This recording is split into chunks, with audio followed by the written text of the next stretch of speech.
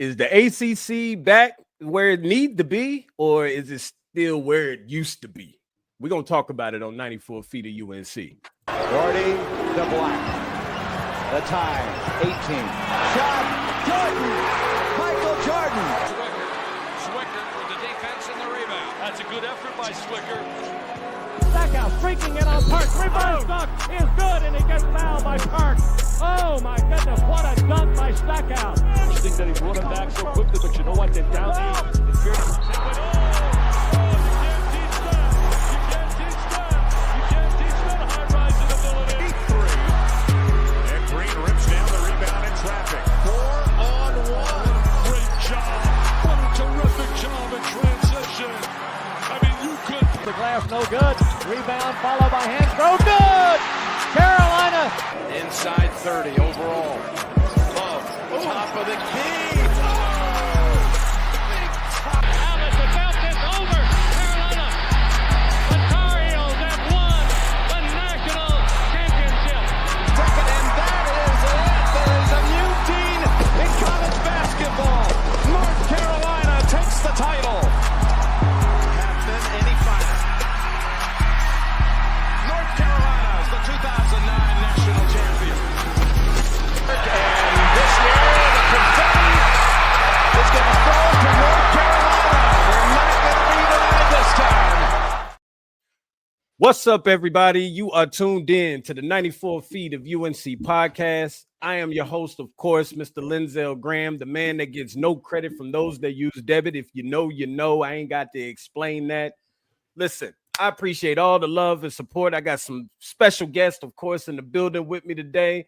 A couple of them might be a little upset just because of the whole the UNC intro. You know, they your intro. Yeah, they some guys from up the street, but I hate your intro. hey, I got to remind you sometimes. You know what I'm saying? So I hate your intro. Your intro on two fronts. It just hurts me. You know what? Look, it's okay. The Final Four sucked. The 95 game, it was an amazing game, all that stuff. The moment that hurts me the most in Duke basketball versus UNC basketball history is Danny Green teabagging Greg Paul. It's the most disrespectful. Yeah. I hate. It's the worst. It feels worse than the Caleb Love shot. I swear to God, it does. Every time I see it, I'm like, this is the worst. This is one of the worst moments in Duke history. Listen, you know what? Since you said that, AC, every time you come on this show now, I'm just gonna loop that one. I'm gonna create a special video just for you, my guy, because you my guy, you my brother. You know what I'm saying? For sure. But nah, listen, I got AC and Jack in the building from 5 Point Play podcast, the Duke podcast. Guys do a really good job over there, man. Even though they from down the street, these are my guys, man. Like I support them for sure. Of course, I got Jonathan from Point to the Passer podcast with me in the building. As well. Before we get into the discussions that we're gonna chop up today about the ACC conference, listen, I appreciate all the love and support from everybody. I mean, words can't express it, so I truly appreciate everybody, man. Of course, we got merchandise, 94 Feet of UNC merchandise. Make sure y'all jump out there and get you some, man. That's dope. That's a nice logo. Yeah, man, you know what I'm saying? We do our thing. As a matter of fact, AC, you know the person that kind of puts stuff together. DC4L, baby. On this. You already know what it is. So, of course, we got the black, we got some white, we got Carolina blue, we got the IDGAF. This is a DC4L right here, bro. Yeah. I got to talk to him about that. See if we can remove that from the website, man. For sure. I got to talk to him about that. But yeah, man, listen, Chapel Bill shirts too as well. Football season is coming up. Nope. Like, go out there, get your husband, girlfriend, kids, whatever. Get them a gift, man. Get them a shirt. We also got all of that. The link is going to be in the description for the merchandise. We also got the 94 Feet of UNC Discord. Over 450 members in there, man. Just started that a few months ago. The community is really growing. The Discord is dope. The Discord site. Yeah, for sure. So a lot of representation from different schools and stuff. If you like to talk ball, go to the Discord. Like, Twitter is where you go talk your trash, but if you actually want to talk actual stuff, go to that Discord. Absolutely. So that link is also going to be in the description as well. So, hey, before we get started, I got to show Jack and AC this right here because our guy puts in that work, dog. Look at the gloss on that. It's working, man. Look at the mug. Look at the coffee mug. It's and it comes in nice. black. It comes in black too. That's nice. Go ahead and say it, Jack. I'm not partial to the color, but it's I'm a good product. I'm gonna get an IDGAF 5-point play mug, but I'm not getting the UNC mug. We got the water containers too, 32 ounces, man. Battle, man. This is for football, but you can get the 94 feet of UNC logo on it. So, and this comes in black too. We got tumblers, quarter zips, hoodies, fitteds, snapbacks. We got it all, man. I owe Jonathan a sticker, y'all. So, I mean, it's still sitting here. I haven't forgot him, but I owe Jonathan a sticker from something we discussed a while ago. So, Jonathan, listen, I got you, my guy. Listen, as long as I owe you, as long as I owe you something, you'll never go broke. I like that. Yeah, for sure. So listen, man, fellas, for those that don't know, that have been living under a rock, please introduce yourself to everybody, please. I'm going in alphabetical order. Yeah, I can go first. So I'm Jonathan Adams with Point to the Passer podcast. My co-host and I, Craig Maripetri, been doing that for a little over 2 years now. It's just been a lot of fun. We're both from Chapel Hill originally and just love all things Carolina, especially Carolina basketball, and have gotten to know Zell now for almost a year, getting pretty close, and just been a lot of fun to talk ball. Excited to be back here tonight. Absolutely. AC? Yes, sir. AC from the 5-Point Play podcast. We talk. Our main topic is Duke basketball, obviously. That's where we like to be with the College Huddle group, so that works out well with us. Just talking Duke ball. And look, like I said, the trash talking all that stuff's fun, but at the end of the day, I do like just talking like the actual thing. You know what I mean? So you'll get both out of it. Get the trash talk and you'll get the other side of it. Listen, AC, one thing we definitely got in common, Jack, before we get to you. AC, me and you, we both Knick fans. So we know what it is, bro. Like we talk hoops. You know what I'm saying? So we ain't gonna get into it tonight, though. But painfully, we painfully talk hoops. So but it's all good. Jack, what's going on? What's good? Jack, Duke.mbb on Instagram. I got the largest Duke basketball page there. Jack, you look frozen. Can y'all hear me? We can hear you. Frozen. Yeah, we can hear you, but you're frozen. Of course. Am I moving now? There it is. You're back. Yeah, you're good now. I'm moving on my end now. Hey, welcome, guy. Thank you. I've been here, kind of. My internet's like really not having a good night right now. But I'm Jack, Duke.mbb on Instagram. I got the largest Duke basketball page on the platform. Am I frozen again? No, your audio's choppy a little bit now. Man, this might have been a bad call, Jonathan. We might have had to get some guys from Boston College or something on here tonight. I'm also a member of the 5-Point Play podcast. This is recording locally, so in the final cut, it should be fine. But if it's not, I apologize. It's all good. Oh, you done? I can't hear anything you guys are saying. Jack. Yeah, because you was choppy. I didn't know if you was done or not. Can you hear me now? I didn't want to interrupt you. Yeah, I can hear. We can hear you. Okay, so everything should be good. It's local recording, so at the end of the day, you guys should. Jeez. Yeah. I'm a Philly guy. I'm a Duke guy. Go Duke. Go Phils. Go Birds. Go Sixers. I guess right now I don't know how to feel about them, but just a terrible human. We'll find out on Wednesday. I mean, you're a Phillies guy, an Eagles fan. I mean, you're a Duke fan. AC, should we do it to him? Fan.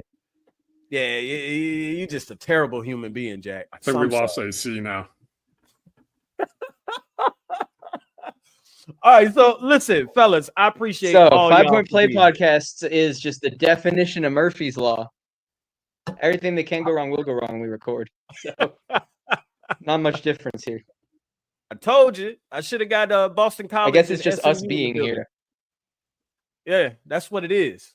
That's what it is. Because this normally doesn't happen. Do we do it to him? Nah. AC know where he at, Jack. You should know too.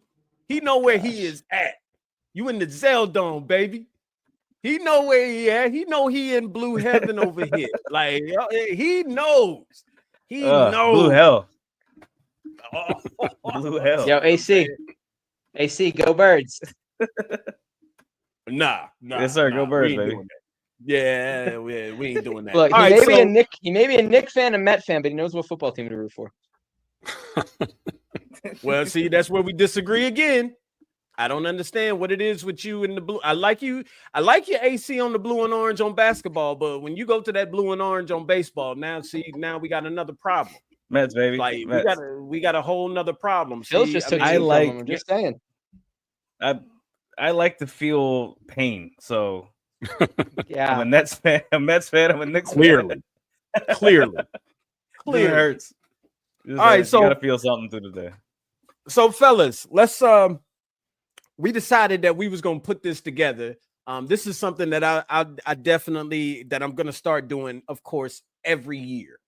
Of course, you know what I'm saying. And when I reached out to AC last year, it was just me and AC. You know, we did a show together or whatever. So I said, you know what? Let's ramp it up a little bit. Let's bring on, you know, some other guests and things like that, and really start making this an annual thing or whatever, where we discuss and break down the ACC conference. Is it back? Is it almost back? Is it still at the bottom? Is it never coming back? Is it going to be the best? However we feel about it, that's what this episode is, and this is what we here to talk about and speak on. We're going to break down team by team and get everybody's perspective and where they place each team for throughout the season and things like that. So, but before, of course, we get into the rest of the ACC, we have to discuss our babies, I guess you could say, our kids, if that's the right terminology to use. It's probably the wrong terminology, but that's the one I'm gonna use today. So since y'all are the visitors, today, we're gonna start off with the Duke Blue Devils, and I'm going to pull up a schedule here, and I want you all to pretty much break this down for me and tell me, how do y'all feel about this? And Jonathan, please also chime in on this, because I want to get your thoughts and your opinions on this as well. So, of course, this is the Duke Blue Devils schedule for the 2025-2026 season. How do you guys, AC, Jack? Tell me how y'all feel. I like it, man. Yeah, I like it a lot, and it's one of those things you got to challenge yourself. Obviously, John's prepping for the tournament. He's trying to get his guys, you know, as much competition as possible, because just like last year, he knows that the conference that we're in is not going to stack up to some of these other conferences we're playing. So that's going to give them a little bit of a competitive advantage going into the tournament in terms of having played competitive games over and over and over again. And I think there is too much. You can have too much competition. And I also think that there is obviously a place where you don't have enough. And I know people jumped, like last year, people were like, oh, well, the problem with Duke is that they didn't have a tough enough schedule or whatever. Like, Duke, at the end of December, Duke had the number 2 strength of schedule in the nation. I know people hate the strength of schedule stat, but they were number 2 in the nation after Auburn. Like, the schedule was plenty hard. Like, it was difficult enough. And even the ACC schedule, whatever. Duke didn't have a chance and didn't have a good end of game plan, in my opinion. And I think that's what killed us last year in a lot of scenarios. I mean, the game, the UNC game in the tournament, ACC tournament, despite the step over the line or whatever, like UNC won that game. Like there was a circumstance. Duke won the game through circumstance, in my opinion, on that. UNC won the game because we couldn't close games, and that was our biggest issue, and it bit us in the ass in the Final Four. So, you know, the schedule is good enough, it's tough enough, and I think the ACC will be a little bit better than last year. So, you know, hats off to the crew, and this is how college basketball, I think, should be done. I think the top programs and the P5 programs should be playing games like this as opposed to playing Fairleigh Dickinson all the time and some of these other schools. Like, challenge yourself, play these other P5 schools, because in this age of NIL and everything else and the ratings and how much that matters, like the NCAA is in a in a rough spot right now, and you need to have marquee matchups and things like this to bring it back. Yeah. Jack, how you feel about this? Yeah, I mean, I agree with AC. I think this is my favorite non-conference schedule I've seen Duke put together in a while. Just opening the season with Texas, that's going to be really fun. Army is really cool. A true road game against a non-power conference opponent. Just really, it's Coach K's alma mater too, of course. I think that's pretty cool. Kansas Champs Classic is going to be super fun. I'm probably going to be at that game, which I'm really looking forward to. Arkansas is going to be good. Mm-hmm. I'm really excited about the Michigan game, just a non-conference game against a really good team in the middle of the conference slate. Texas Tech's a good team too. Like this is just an absolutely loaded slate, and I agree with AC. I think as a sport, college basketball needs these marquee matchups to survive, especially given the quality of the ACC. Like right now, it's like in conference season. If you're not watching your team, you want to watch a good matchup. It's SEC, maybe a Big Ten game here and there. Yeah. But this is going to be really good for, I guess, the pre-conference, the non-conference slate. Mm-hmm. Like it's gonna be a lot of people tuning in to watch Duke play high-level basketball. Yeah, for sure. Jonathan, what you think about this? So here's my thing: is that as a Carolina fan, I always suspect that Coach K is not really done, and that he's lurking in the shadows. He's still got his office in the basketball center. He's got the podcast, and he refers to the team as we. He's not really done. But I see this schedule, and I'm like, oh, he's gone, because he never would have scheduled a non-conference schedule like this. This is a legit I'm actually pretty impressed. I mean, Shire's gone in this direction already with the home and home with Arizona the last couple of years. But to see the balance of playing Big 12, Big 10, and SEC teams, including the challenge game you already have, but then to go and play Arkansas outside of that, you're playing the three best conferences that are out there and arguably are ahead of the ACC right now. So, and marquee teams and games in all of those conferences. So that to me, it's a really solid schedule. It reminds me a little bit, maybe even a notch above what Carolina played last year, which was one of our toughest schedules I think we may have had. So this is the type of schedule, like you guys said, you want to see the marquee teams play the marquee games in college basketball.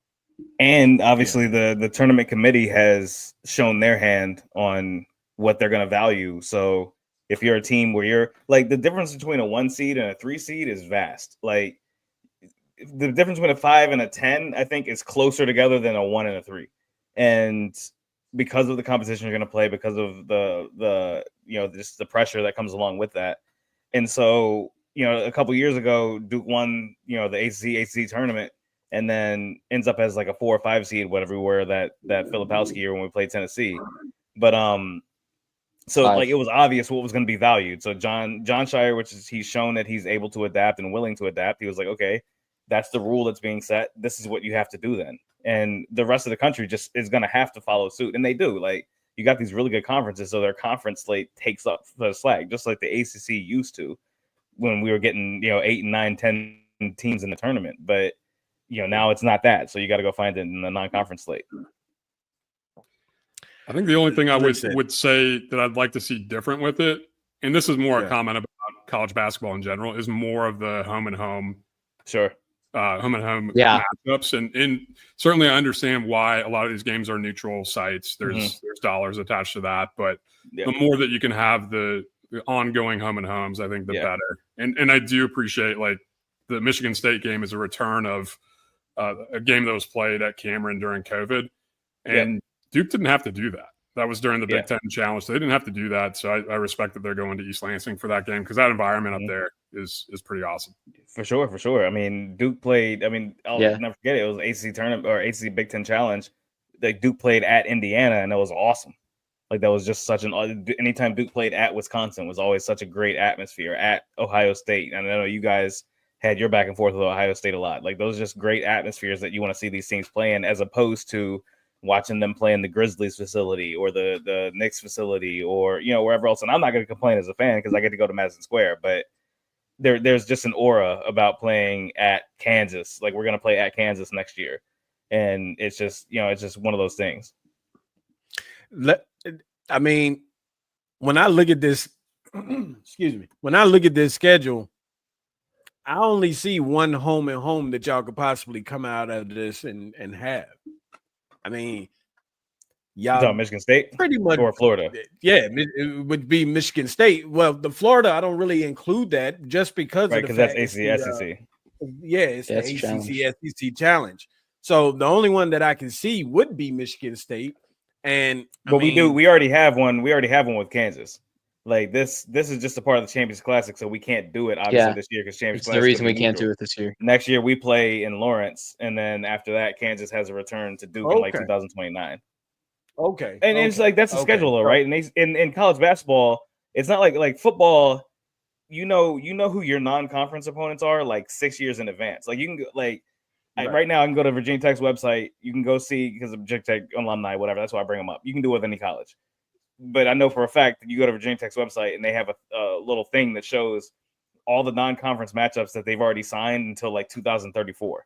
So that's how college football works. College basketball, it's a year-to-year thing. And like there are some future, like the Arizona thing we knew in the future, this is what we were going to do. The Kansas thing right here, like we know what we're doing with Kansas. But some of these other ones that just pop up, it's awesome that college basketball has that year-to-year flexibility. Yeah. Listen, I'm proud of y'all. Finally, Duke has done it. They have done what they should have been doing. Finally. Like, finally, y'all have done. I mean, you kind of so iffy kind of did it last year, but this we were the number 2 strength of schedule in the nation. Nah, hold on. Are you kidding me? Because are you joking right now? This is the same schedule we had last year, by the way. This is a slightly tougher schedule than last year. This is tougher than last year, for sure. A little bit. But that little bit counts. That little bit counts. I don't know how you view that, but that little bit counts. Here's where the preseason happens, right? Like you can make a case for every single one of these teams, but like Texas, they don't have Trey Johnson this year. Texas could take a huge step back. So right now, it looks like Texas is an awesome game to open your season. By the time you get to December, Texas could just be like they played Texas. Texas is 6-6 in the non-conference. Nobody cares. Like they are the type of team that could be that. Like we saw that with Kansas last year. Kansas, in the beginning of the season, for everybody who played Kansas, looked awesome, and then all of a sudden it was like, let me just say this. Out of this schedule that I'm looking at right now, and this is just me, of course, and I'm not of course I'm not going to downplay or down talk Duke or anything like that. But out of these teams I know. Oh, here we go. This is not a Duke and UNC podcast, AC. I know you wasn't involved in the ones from last season, but don't worry, you're gonna get your chance this year. You're gonna get your chance this year for sure. But I see, I'm just me. I see 3 losses on this for Duke. I think that's possible. Can anyone? I mean, last year we went. It's we very went 2-2 in the non-conference last year. Like it was 2-2, like again 2-2 in the non-conference against ranked opponents last year. So I think I with a young team, you're turning over a semi-new roster. The nice thing we have this year versus last year we only had 2 returning players. This year we have 5. I think that does make a big difference in this era. Don't disrespect Cam Sheffield. We got 6. Okay, 6. If he is playing, there's a big problem. So anyway, yes. Can anyone guess what my 3 losses are? I will say you're gonna say we're gonna lose to Kansas, Texas Tech because of the defense, and Michigan State.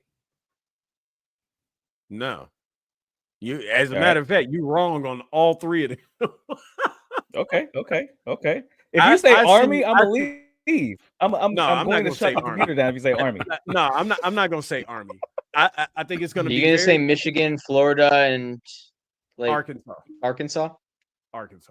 Those are your 3 toughest. And again, Jack, like you said, middle of February or middle of the season, close to the end of the season, playing a team like Michigan that has had time to gel together with all of the pieces that they have with Marez Johnson and Yaxel, and now they got Elliott running the point. Hopefully Dusty can really get him to where I guess he wants to be or whatever. Michigan is a very dangerous team in February. Yeah. Extremely dangerous. Illinois was a very dangerous team last February. But I mean, but again, Duke, you're talking about the same rules that you just applied to Michigan State apply to Duke. Duke's going to have time. They're going to have this schedule to hone their craft. They're going to have this schedule to make them build as a team. And the talent is, I mean, the talent is obviously there. Like, for sure. I'm not taking that away from Duke. The same rules apply. That away from Duke. Yeah. I'm not taking that away from Duke. I don't think I have as much faith in Michigan. I think that's my biggest thing. I think Michigan just like Illinois last year. I think they are good. I think they are a tournament team, obviously, but just like Illinois last year, I think they were going to run into some of their issues, especially because there's a lot of newcomers this time around. I was never big on Illinois last year. I thought Illinois was trash, honestly, and Duke proved it. You would have been one of the few right ones, though, because but Duke proved it. You would have been one of the few right ones because Illinois was one of the top teams preseason in the Big Ten, and still was trash. Fun game. And I think they're gonna be trashed again this season. I'm just calling it what it is. I'm just being honest. Michigan State, listen, they're not. Michigan State, trash. Texas Tech, very decent. Florida, Michigan State's gonna be good this year, man. Yeah, Texas Tech's gonna be good. Michigan State's gonna be good this year. That's Calipari. Kansas, trash. Sorry. Texas, trash. Yo, you're disrespecting Darren Peterson real hard right now. I'm sorry. I gotta call it for what it is. That's a one-man team. Let's be honest. That's a one-man team, AC. Let's be honest. Let's be honest. And Jonathan knows, because I say this all the time, especially like in the Discord and everything. When it comes to Kansas has been unsuccessful and has underachieved since the 2020 national championship. Go back and look at the numbers. I have nothing. They spend a lot of money on players. They had one of the best rosters, especially last year, with Mayo, Dickerson, AJ Storr. I mean, they preseason number one, and where did they end up? Got whooped in the second round. They have underachieved every year since the 2020 national championship. Something is going on in Kansas, and nobody wants to talk about it. Nobody wants to talk about it. I'm sorry. Darren Peterson, amazing player. Flory Badunga, amazing player. But outside of that, what you got? Please tell me what you got. And I know I could be missing a couple of players. Don't get me wrong. But so if Marco Jackson is healthy, who's a 5-star from the previous year, who they're expecting to start at point guard. I like Bryson Tiller. He's also been injured. So there are questions about. Can I say something really quick? I hate that there's a guy named Bryson Tiller on Kansas. That makes me feel too old. Right. I know where you're going, Jack. I know where you're going. But I mean, again, go back and look at the numbers, bro. Kansas has underachieved every year since the championship. That is a fact. So again, everybody in the media, when you turn on the media, all they want to talk about is North Carolina. Mm-hmm. They keep doing it, but nobody wants to talk about Kansas. And something is going on at Kansas. They spending money too.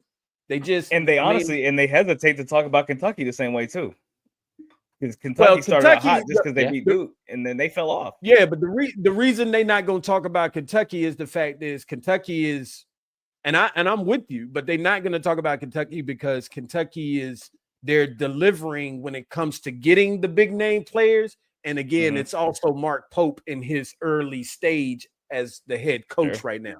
Bill Self is just about on his way out the door. I give him about another year. If they are not successful this season, Bill Self is gone. And I'm not saying that he's going to he's one of those dudes that can leave any day. Yeah. I don't think he gets fired. I think he retires. Mm-hmm. Yeah. So he's one because he'll be he's the old guard who doesn't like the new system. Like Yeah. So I'm surprised him and Izzo have stuck around for this long. Self's big thing. Me too. Yeah.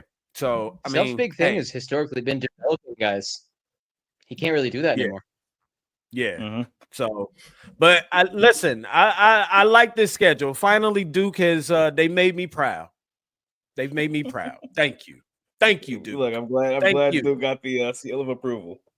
Yeah. So let me go ahead and jump to this next one or whatever, because I don't want us to be here all night, because we could be here all night. But let's see, where is it at?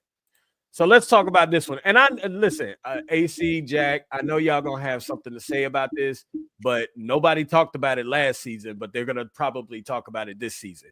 And that is the North Carolina Tar Heels. Our guys, of course. I mean, so let me be honest. And of course, I mean, Jack and AC, y'all told me about 2 other games that wasn't on that schedule, but they don't really matter. I mean, they don't matter. Yeah, they don't matter. So I will say, for this North Carolina schedule, there is one more exhibition game that is to be added, and we do not know yet who that 13th team is going to be. So I just to throw that out there. And let me also be clear, the Kentucky game is on Tuesday 12/2, and Kansas is on 11/7, not 11/14.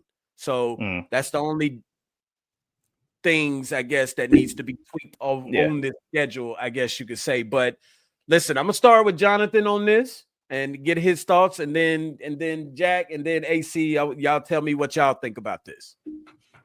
Now, this is a Coach K non-conference schedule. This is a schedule that Coach K would look at and feel really good about. He's got all of his bye games. He's got an academy in there. It's not Army, but Navy's is a good academy game to have, and you have it at home. Look, I mean, I think part of this is an overreaction to the last couple of years, where, especially last year, right, where we have the tough schedule that we do. It was talked about over and over again ad nauseum that we only won one of the Q1 games that we had in the non-conference, only had one Q1 win going into the tournament. That was the talking point, which makes sense. We missed a lot of opportunities, and that conversation doesn't factor in that a lot of those teams, at least when we were playing them, the Auburns of the world, Florida, were top 10, top 15 teams, and then certainly those 2 teams go to the Final Four. So the schedule was really hellacious. It was super tough. You like it on the one hand, especially going to Allen Fieldhouse, second game of the season. It was a lot of fun, and we've talked a lot about how my buddy and I, Craig, my co-host, we were there to be in that environment when Duke goes to Kansas coming up. If you get a chance to go, definitely do it. It was an amazing environment. So I'd like to have more of those games, and we just don't have as many. But there's still some tough games in here. It's not as straightforward to me as Carolina's going to go 12-0, or when you add the 13-0 in the non-conference. Kentucky on the road, I know Zell feels differently. I respect that, and I kind of wish I was that optimistic. I'm not there yet, but Kentucky on the road is going to be extremely difficult. That, to me, is the most difficult game. I really don't think that Kansas is going to be an easy game, although I do think we have the advantage. We could talk more about that. And Michigan State on a neutral, they're a step maybe below where they were as an Elite Eight team, really close to going to the Final Four last year, losing guys like Jace Richardson, amongst others, but still a solid team with some guys there that could give Carolina problems. So there's some games on here that you look at, and depending on how things unfold, kind of like you guys were talking about, once you get into late December, a team like Ohio State may look a little bit different than they did at the start of the season, or even what we expected from them in the offseason. So a lot easier than last year, but there are still some tricky games on this schedule. All right, Jack? I mean, I agree with basically everything Jonathan said. I think, it's an easier schedule than Carolina had last year, but it's got some good games. Just as a fan of college basketball, I'm incredibly excited to see that BYU exhibition game, just because I want to see it. Ibanza, just get match up against. I love those exhibitions. Opponent. I love these televised exhibitions. Yeah, it's so fun. It really is. Just a good mix. It is very similar to late career Coach K non-conference schedules. You got a couple of blue bloods, a couple of power conference schools. I will say I really do like that the Tobacco Road schools have been scheduling Central a lot recently. It's good to get involved stay involved in the community there. Keep a good relationship. That's also due to the North. I think it's a if I'm not mistaken, Jonathan, because you might know better than me, but I think it's like a legislature law or something like that the schools in North Carolina, like they have to at least play 1 to 2 teams or something like that within the state. Or I could be wrong about that, but I thought that I heard that like last season.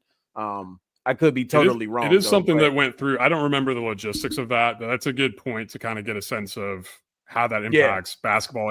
And really that was also there for football with NC State. Yeah. Kind of looking ahead to if we're not in the same conference. But yeah.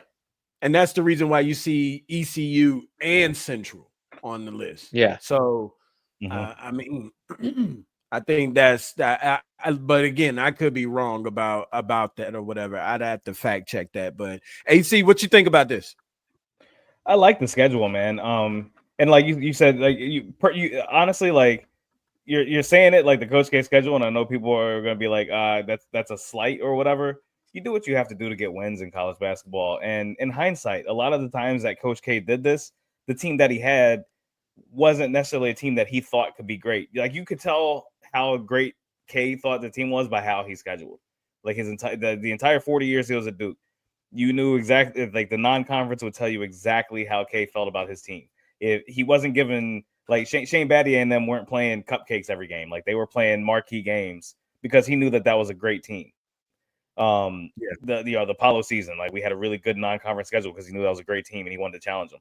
But there were years where like when we had Brandon Ingram leading the team, the non-con wasn't like great. Like it wasn't spectacular because he knew that team, he needed wins, number one, to get into the tournament.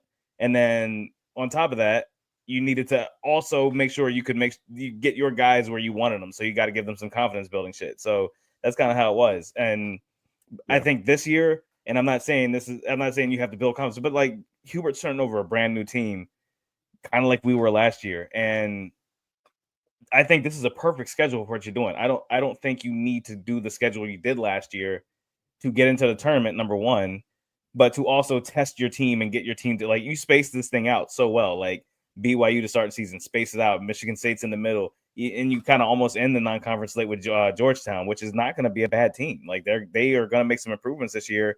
You're talking about a team that's knocking on the door of the tournament. St. Bonaventure, 5th last year in the A10.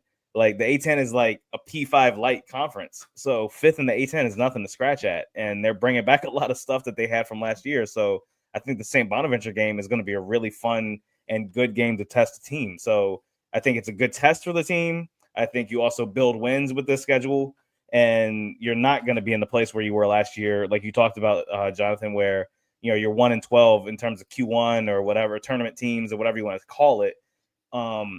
You're not in that position this year because you're going to win a lot of these games, and a lot of these teams are going to make the tournament that you're playing, that you're going to win.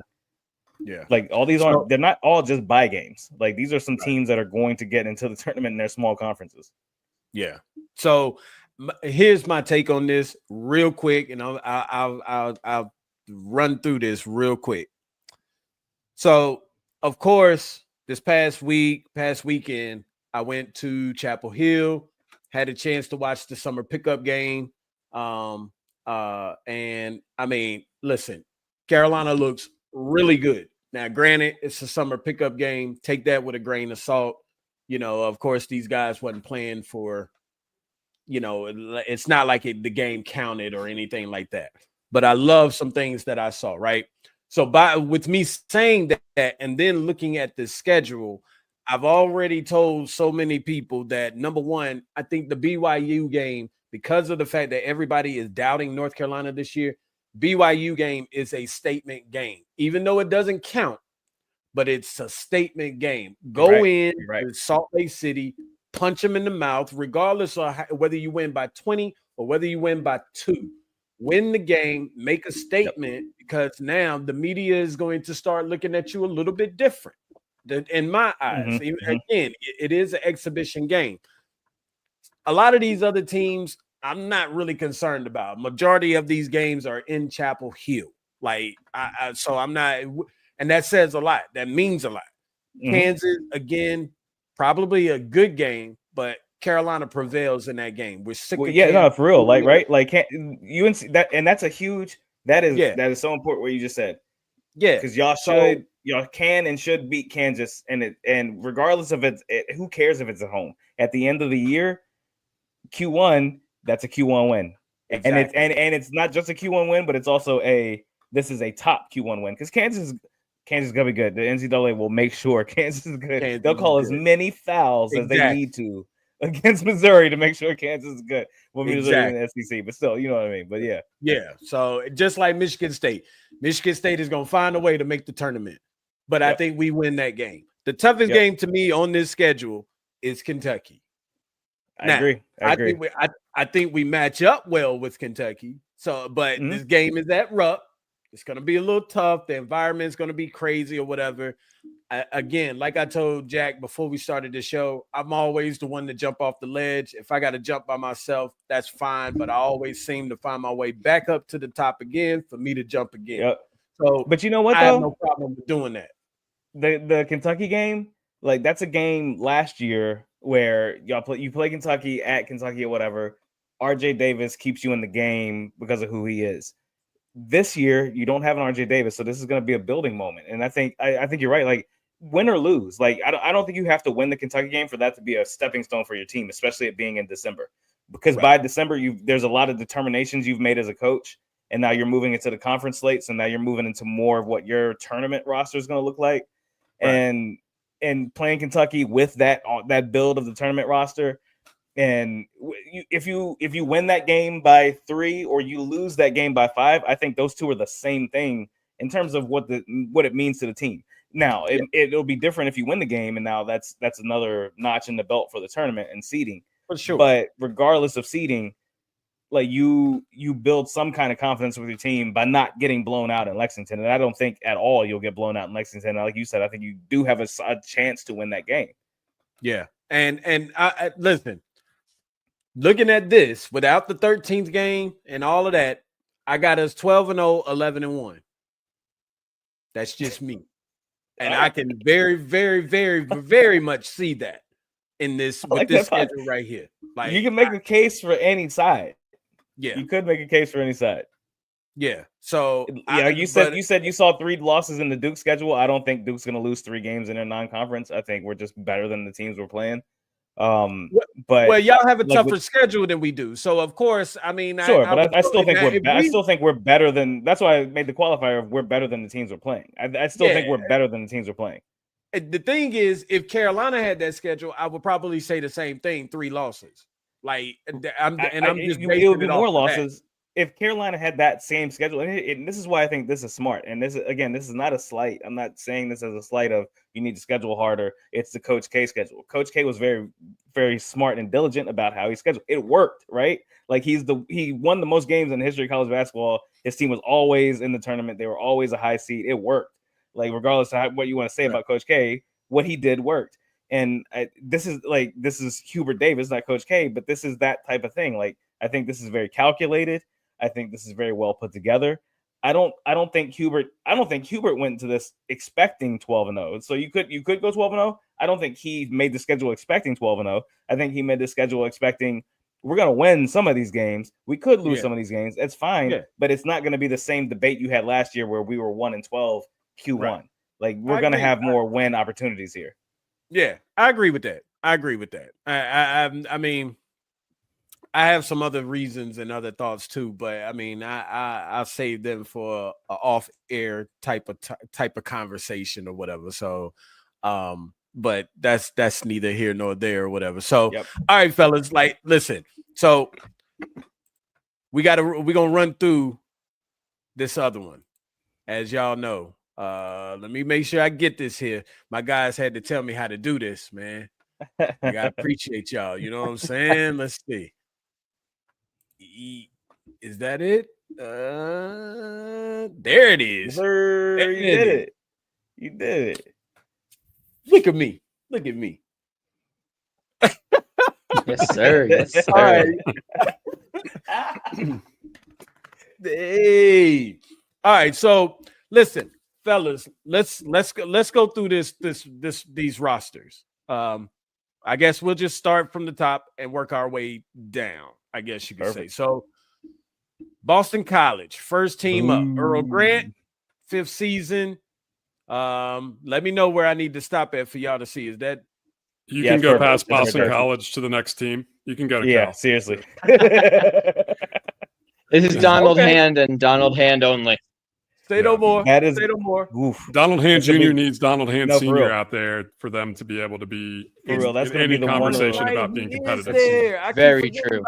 That's going to be one of the most one-sided, like one-person teams that you'll ever see. Like they will be. They should like Earl Grant. I'm not an advocate for anybody losing their job because that's not how hard things can be out there in the world. But like, yeah. He's listen. If the ACC wants to get better as a conference, you can't have an Earl Grant as a coach at Boston College because Boston College can't have Boston College in the conference. Let's just. I think that's the bigger issue, right? Earl Grant, Earl Grant is a good coach, but you're right. I mean, he struggled out there, and But if you look 2 years ago, they had Quentin Post. You look at Jaden Zachary, some of the guys on that team that was pretty competitive, and then last year it definitely should have been good. off. They should have been better. Fun. Yeah, they should have been better. But it really is Donald Hand Jr. I mean, Jason Asamoah, who was coming from Baylor, was pretty highly recruited, but he didn't really break through at Baylor last year as a freshman. So maybe he figures it out. And Aiden Shaw too. I think Aiden Shaw is one of those guys that is a decent player that will find time at BC. And is he going to be able to play that kind of two-way, like kind of interior power forward type, and then also step out on the perimeter like he likes? If he can do that, then BC will be a little bit competitive. But I mean, they finished 17th last year, and they will 17th or 18th this year. That's what I would say too. I don't see any. I don't think they're making it to the tournament. Yeah, I don't see any difference. Yeah. All right, we're gonna move on from Boston College. Listen, we don't even play Boston College this year. They're the team that we don't. That's right. That's one of the ones you don't play. So I hate that. I hate that so much. I do hate that because I do think that all the teams should play each other, and the fact that we don't play NC State but once they started that. Yeah, that's also wrong. Yep, that is crazy to me. Crazy because imagine Will Wade. Well, we gonna get to him 2 times, bro. Let me just say real quick. As we get there, as we get there, we gonna get to him. Go ahead, John. I'll save it for when we talk about him. Okay. Fair enough. All right, moving on to Cal. Mark Madsen. What y'all want to do? Y'all want to talk about it? Y'all want to move on? We can talk about it. I mean, there's maybe not a lot to talk about. They're kind of in a similar spot where it's going to be really difficult for them to build a roster in this revenue share NIL era. That's competitive, that they can kind of get out of that back end of the league, and they're just going to be stuck there. And then you think about losing a Stojakovic partially for that reason. There's some pieces here. I mean, you have Day Ames, who was at Virginia last year. He was at Kansas State before that. They have a few other guys. Lee Dort. Milos Illich is good. Illich is a good player. Chris Bell. Loyola. Yeah, Chris Bell. That's right. I'm a fan of John Camden. I saw John Camden play a bunch. I live not far from University of Delaware. Man, they needed Wilkinson to stay, man. They needed to open up their checkbook for him, and they didn't. Yeah, they did. And Wilkinson would have been in that Donald Hand situation where he would be the one doing everything. And I think that they should have done what they needed to do to keep him, and that's a shame they didn't. And that's what happened to Cal's in a bad spot. They are, and that's what happened to Stojakovic last year. I mean, he had him with him, but he had to do a lot of it by himself. Justin Pippen coming over from Michigan too, who I believe is Scottie Pippen's son. I think he was top 100. So again, there's a few guys here where can you kind of find what you had before the previous stop? Can you rediscover some things? There's a different setting, different coach, bring some of that together. But I would guess, I imagine you guys are thinking similar. I would guess they're probably towards the bottom of the league as well, in that bottom 4 or so. They will compete with Boston College for the 17 and 18. So before we continue, they will be fighting to make it to the tournament. That is a fact. That is a the fact. ACC tournament. Before we continue, Jack, I want you to do me a favor. Can you? What's up?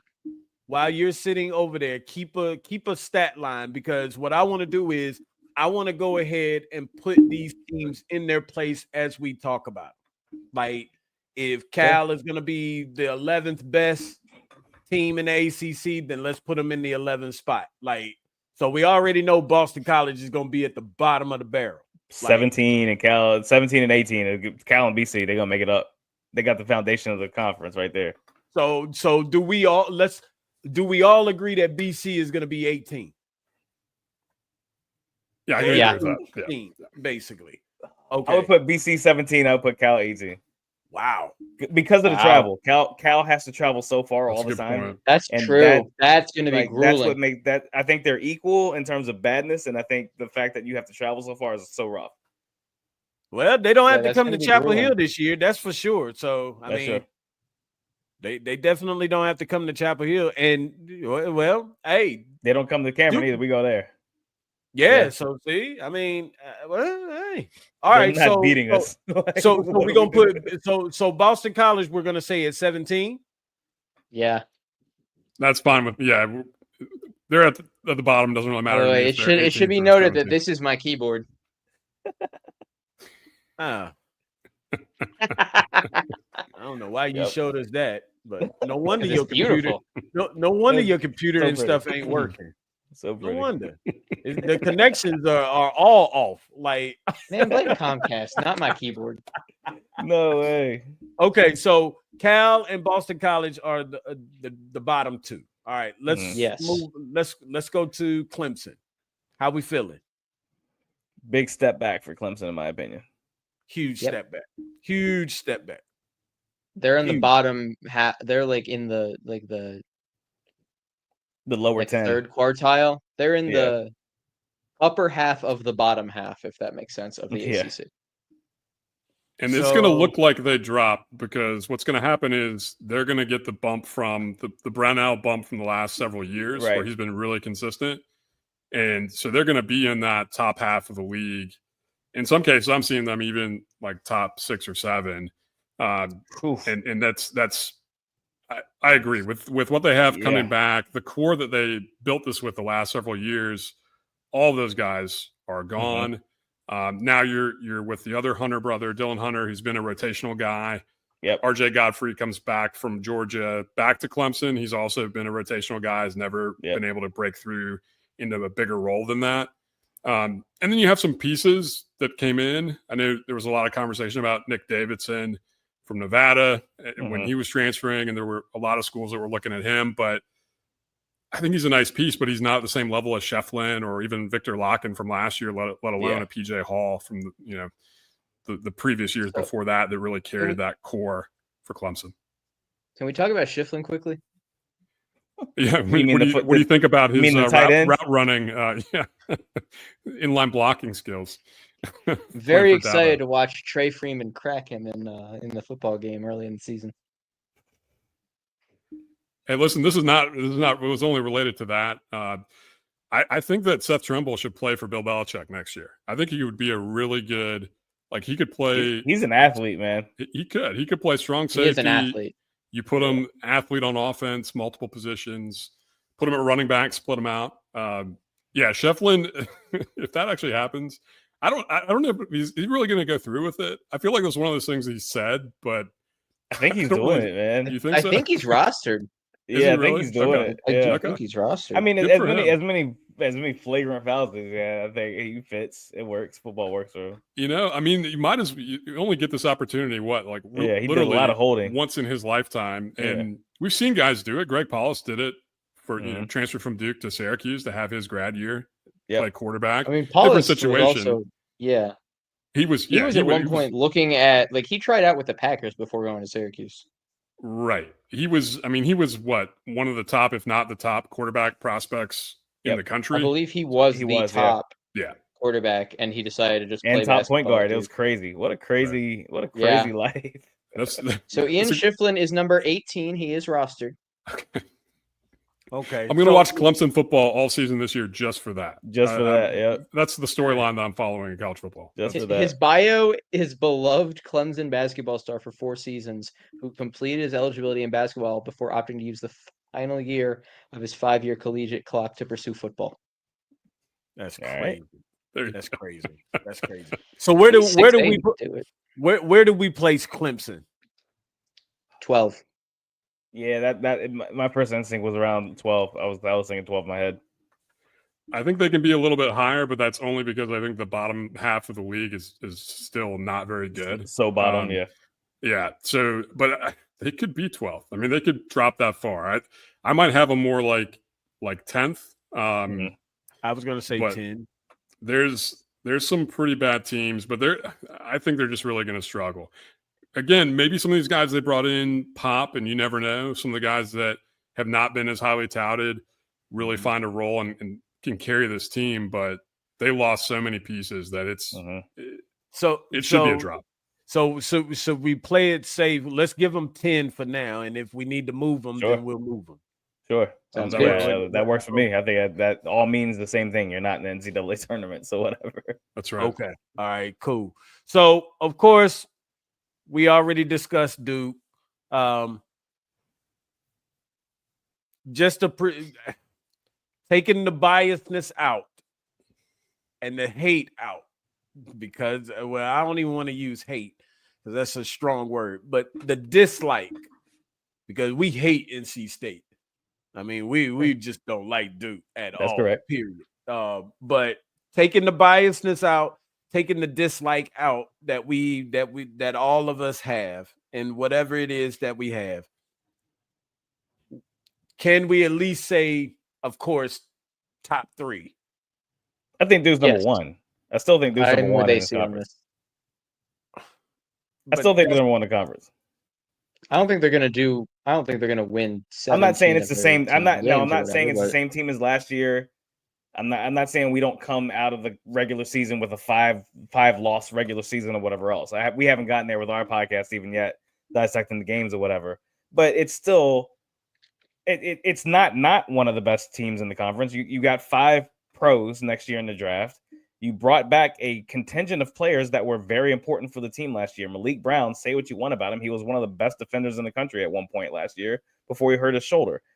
Pat Ngongba is going to see increased minutes at the center position. Isaiah Evans, the jury's out on what he's going to be. The star potential is there, but can he make that work? We'll see how. That's why the games are played. Caleb Foster fell and had a resurgence. So not saying he's an All-American by any stretch of imagination, but he is an important piece from a team last year that made the Final Four. Any other team you talk about, you got 5 guys back who played minutes for a team that made the Final Four. You're going to talk highly of that team, especially if they have the number 1 recruiting class coming in too. So I think it's silly to say that Duke's not going to compete at the top. And I also think that I don't think anybody else brings in that much talent to their team this year in the ACC as does Duke. Yeah, but again, I mean, of course, that's the biasness by saying that they're number 1. That's not. I biased, never said that. Hold on. I got you. No, seriously. Hold on. So what I'm saying is, we can, all of us, I'm sure, even just by me being a Carolina fan, I'm gonna definitely admit that Duke is in the top 3. And the reason why I'm saying it that way is because we pretty much kind of know where the top 3 teams and who the top 3 teams are probably for this year. That's the only reason. I'm doing that for the sake of us being able to move through, I guess, the rest of the teams here, or whatever. Well, every other team we're getting a position. So I'm just telling you, I have Duke as number 1. I got you. Fair enough.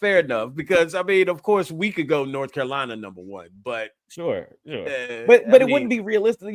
Look, I'm not coming down on your team. It wouldn't be if you said that the Duke team that had Greg Paulus and Johnson Roberts were beating Tyler Hansbrough, Brandon Wright, Tywan Lawson, all those cats. If you said that, you weren't speaking the truth, and it was just I'm making a case for my team, and I hope that everything goes well. It's the same thing here. I'm not saying that this team is other team in the nation. If you said Purdue from 2 years ago, if you said Purdue brought back 5 guys from their national championship game team, the media would be slobbing all over them, and you would say, of course, that's a team that brings back veteran leadership that you need in this era of college basketball. So to dismiss it at Duke is wrong. I think that's wrong. I think yeah, go ahead, Jonathan. I'm just going to say that, yes, you're bringing back 5 guys, but we also got to look at which guys those were on that team. And you're talking about all those guys are role players. Not that they didn't play important roles, but there is a piece of this team having to step into, like you said, Evans, can he be the guy on this team? Can he be more of a two-way player as well? Can Big Pat stay healthy? Hopefully he can, and he definitely held up pretty well last year and really started to flash towards the end of the year. He in a boot right now. Yeah, but that could be a lot of. I've been told that's preventative. That's kind of what I was thinking too. Cool. It could be I got it. Precautionary. But you're right though. That's not wrong saying that. It's not, and so there's a piece around the continuity is more role player guys. The talent coming in is obviously fantastic. It is most years, but it's not. Last year, obviously, we know that Cooper Flagg was a unicorn type of player. Conquinepple hit his ceiling in a way in his first year that I don't think anyone, maybe outside of his family, expected. So, but having said that, I still don't think you can. The lowest I would go would be 3 in terms of the floor, but the ceiling would be first. And because they finished first last year, there's not a clear team that I would say that is ahead of them to me. So they start the season first, and they've earned that right to be first. Now, will they finish in first? I'm not sure, because between those couple of teams at the top, I think you can make a case for either one, depending on how it goes. But like y'all have said, that's why they play the games. But for me right now, I have them first as well. Yep. I know, and that's the beauty of college basketball. And I think that this age of NIL, where guys are changing teams so often, I think there's something old school about you have a team that returns so many players, and role players do become stars in college. That's the beauty of it. You're a role player in the NBA, you're probably a role player forever. But at least in college, you're a role player as a freshman, sophomore. As a junior, senior, you're an All-American type player. So, and I'm not predicting All-American status, by the way, for anybody on Duke's roster. I'm just saying there's a chance for losses and everything else. There is a chance that some of these guys ascend to a higher level, higher role. And that's why we watch college basketball so intently, because it's unique to that sport. And for me, the X factor for Duke is actually Dame Sarr, because I think if you look at his just pure raw talent and ability, he's been playing professional ball, still really young, pretty raw. Can he scratch the surface of his ceiling in the 1 year at Duke? To the can he get close enough to that? I think that gives him another piece, his versatility on defense. But if he can shoot the ball consistently, that to me takes them to another level. You could say that about Kamania maybe too. I'm kind of waiting to see with him, although I know the early reviews have been that he's really impressed folks, and he's got some skills that you can't teach in terms of his size, athleticism, and vision especially. So yeah, I mean, Duke's gonna be really good, but definitely a step back from a team that you just have to put in historical contethis. One of the best college basketball absolutely teams. A step back from last year's team, right? Absolutely, in the last 25 years. Listen, I'm gonna just say this, and then we can move forward. Duke is. I'm not taking away or anything saying that they're not a good team or anything like that. They do have some really good, solid players, and they do have a good team. But this is a team of I don't knows. I'm just gonna call it for what it is. You said the same thing last year. No. Yes, you did. We had a whole 40-minute conversation about how Cooper Flagg is not that good.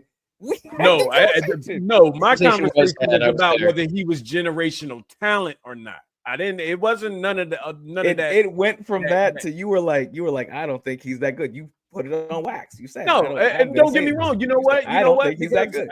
You know what? It's funny because I actually saw a clip on YouTube about how good is Cooper Flagg as far as being the dominant, locked in number one pick. Now, do I think he's going to be the number one pick?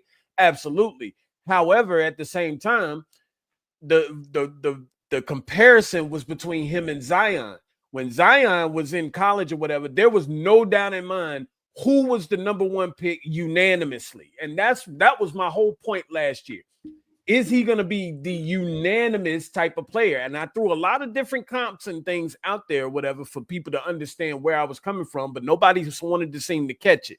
because everybody was just caught up all in the because hype. he turned out to be unanimous the best player in college basketball. He's not the unanimous because right now they're still talking about Dylan Harper or Ace Bailey. No, they're not. No, they're not. No, they're not. Who are you talking to? I do think he's going to get it. To? I'm just telling you that right now it is still talks or whatever. From what I've seen, there have been other talks about Dylan Harper and Ace Bailey. Now Cooper is going to go. Ace Bailey's not even going 3.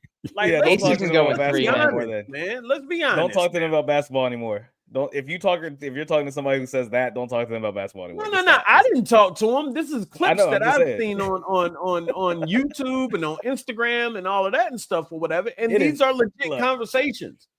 It is okay to say that Cooper Flagg is the unanimous number 1 pick for this draft. It's silly if they went any other direction. But if you ask me, and from what I've heard in these episodes or whatever, they had valid points. It's valid. That's my whole point. It is unanimous with Zion. When Zion came out or whatever, came out, who else was in conversations about being the number 1 pick? Who else? Nobody, because Zion is truly generational in terms of his athleticism and everything. You don't see anything else like that. Okay, so that's but it's okay to say that about Flagg too. Like, what are we doing? I can't say that about Flagg. I know you can't. But he's gonna be. I will. Cooper Flagg will finish his career as like a 10-time All-Star, win like 6 NBA championships, and you'll be like, I'm just not that sold on that dude. You're gonna do that. Let's move on. And you'll be saying it at his Hall of Fame induction. I knew we was gonna get stuck on Duke. Let's move. I should have just skipped them because we had already talked about them. Let's just move on. Like 6 championships. Get out of here, man. That AC is crazy. Oh my goodness, man. Listen, moving on to Florida State, man. What we think? Jack, just put Duke in 3, one of the 3 spots. That's all I'm saying. Duke at 1 because 3 of us said 1. I'm not putting them no lower than 3rd for sure. Like that's just a given. Like I ain't crazy. Like I do think the top 3 schools in the ACC is gonna be Duke, Carolina, and Louisville. Period. And now in what order? I don't know. That's all I'm saying. And that's the reason why I say at least put them in the top 3. Now, if you want to put them 1, that's fine. Just the same way that I might put Carolina 1 or I might put Louisville 1. I'm just saying they're in the top 3. That's all. That's my only thing. But Florida State, the Seminoles. How y'all feeling about who is it? Luke Locks. I forgot about Luke him Laux. being the new. Is it Laux or Locks? Laux. Yep. Luke Laux. Laux. Okay. He is an annoying player for Florida State. How y'all feel about Florida State? This team is a question mark to me. They have 2 guys coming back. They lost everything else, which was a lot. They're bringing in a couple of guys. You know, I like Chauncey Wiggins a lot at Clemson. I think he's going to be good there. Oh, they did. I'm not too sure. Yeah, they poached Chauncey. Kobe McGee at Drexel, a guy I saw a few times at Drexel. LeJay Jones for St. Bonaventure. He was a main. He's a good player. Hog on that team. But there's so many question marks with the transition to ACC basketball. You know, they got Steen. It was a D2 transfer. Mm-hmm. There's a lot Robert of McRae from Jacksonville State's a lot of mid-major guys that are having to make a big step this up. This is them basically getting a bunch of really good mid-major players and hoping that they can make the adjustment to being power conference role players. And that's smart. I don't know. It's a really good idea, but I don't know how it'll work if we're talking about this. We're talking about asking college kids, hey, we know you've been the guy your whole life, including in college, and we want you to take a step back right now. And I don't know how they're going to react to that mentally. That's tough. Yeah. We also don't know with a rookie head coach how that's going to go for him either, right? That's first year. Like I can understand it, like year 3, year 4, or something like that. But like first year, I will say the odds are kind of in his favor on that because he's been a pro assistant coach and he's been working with guys on doing that and adjusting to being a role player. So is Stoudemire, and I feel like it's going to be this. I feel like it at least is going to start at the same place where Stoudemire started, which is that upper lower third, like the lower half of the league. Like Georgia Tech beat some teams that they shouldn't beat, and then they're going to lose the games to Boston College that they shouldn't lose. I think it's going to be the same thing with Laux. First-year head coach, that's just kind of what you do. But like you mentioned, Jack, like he was an assistant with the Warriors for 5 years, 6 seasons or whatever, and then he was assistant with the Kings. He elevated to a higher level assistant with the Kings last year. So I think he's a good up and coming basketball mind. He's entrenched in Florida State. He was a player there. I want to say his grandfather was like a two-way star at Florida State basketball and football or something like that. So his there's a bloodline connection there. So it'll be interesting to see how this works out. I think it's good for the conference if it works. They didn't have the money to go get a big name guy, so the next best thing is to go to the NBA and find a high level assistant who has that kind of budding basketball mind that you like to see and see if it works. So where we place them? I got them around 13. Yeah, 13 was the number I had for that. 11? Yeah, I think 13's fair. I mean, it could be 11 for the reasons you said, because this is one of those teams that we just don't really know. But I would err on having them a little bit lower, and then maybe they're like a Stanford last year that at the beginning of the year everybody felt like, even though they had Maxime Reynaud and Jalen Blake's coming in, they're probably going to be at the bottom, and they finished 7th. So you never know. That's true. Yep. A lot of that's Kyle Smith being a really good head coach. Yes. Yeah. That's true. Okay, so we got him at 13. Got him at 13. All right, next moving on to the next one, the Georgia Tech Yellow Jackets. How y'all feeling? 19th. He said 19. 362nd. Oh my gosh. I think they're going to get a little better than that, man. Y'all want to skip them and just give them a number? No. We should talk about them. They have a couple guys, but a little better. I'll kick it to AC and Jack first, but I just feel like they're moving in the wrong direction under Stoudemire, just in terms of I like Damon Stoudemire, and I thought actually that they were gonna, after that first season, that they were the plucky upstart that picked off all the Giants almost every game, that they were going to start to ascend a little bit, but they've lost so much and they haven't really replaced it at the same level. So, but curious to see where you guys put Georgia Tech this year. I want to say they're going to be back because I want Damon Stoudemire to work with the credentials that he has. I just want him to work, but he's coming up on a short lease. He's got 2 years tops, I think, and I don't think this roster is going to get it, unfortunately. Like they put him at 15 for like 2 centuries. Yeah, put him at 15 for me. I think 15. I agree with 15. Yeah. I think I do think Bayandongo. I think Bayandongo is going to be one of the best centers in the ACC this year. Crap out of me. Outside of that, like 15. Who's his point guard now? I mean, that's a question for me. Now that George isn't there, and they have Mo Silla coming in, who's a really good prospect, but he in a lot of ways is kind of like a Dongo part 2. And they have similar skill sets, being bouncy. Yeah. So and just not a whole lot outside of that athleticism, being able to finish in the paint. Yeah, like I think when you have Chase Kelly as like one of your lead guards this year, that's not good for you because Chase Kelly as a lead guard for Boston College wasn't very good. Right. Yeah. So I'm cool with 15. Yeah, I think 15 is pretty reasonable. 15 is fair. 15 is fair.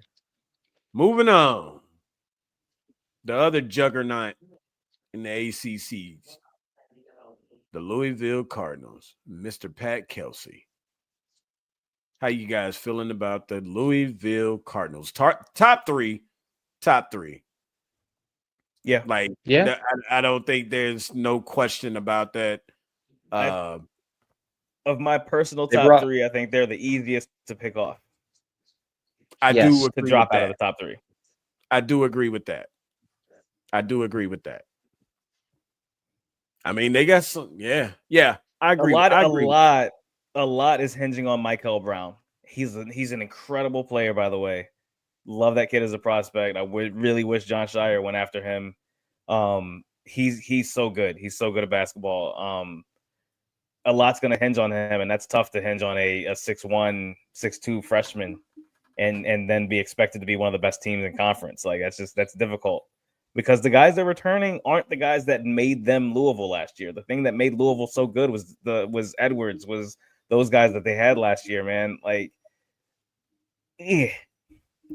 yeah, agree. I think losing Scott was a big blow.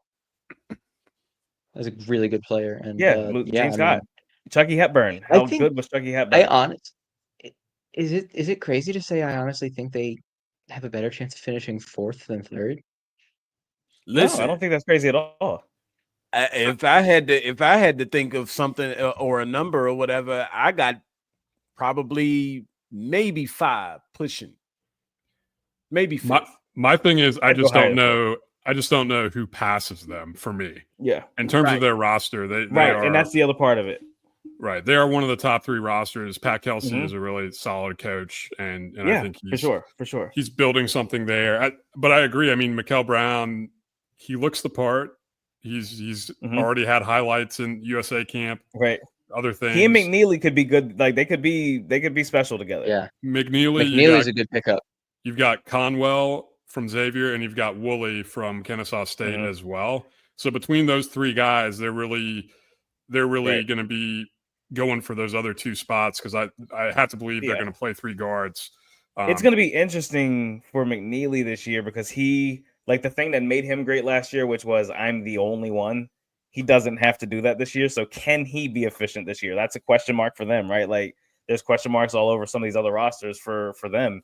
Can McNeely be an efficient scorer? Because when he had to be that, like, as a he's only a freshman, he's only a sophomore, so it's hard to judge him now versus then. But he was just a guy when he was a part of a team that had other talent.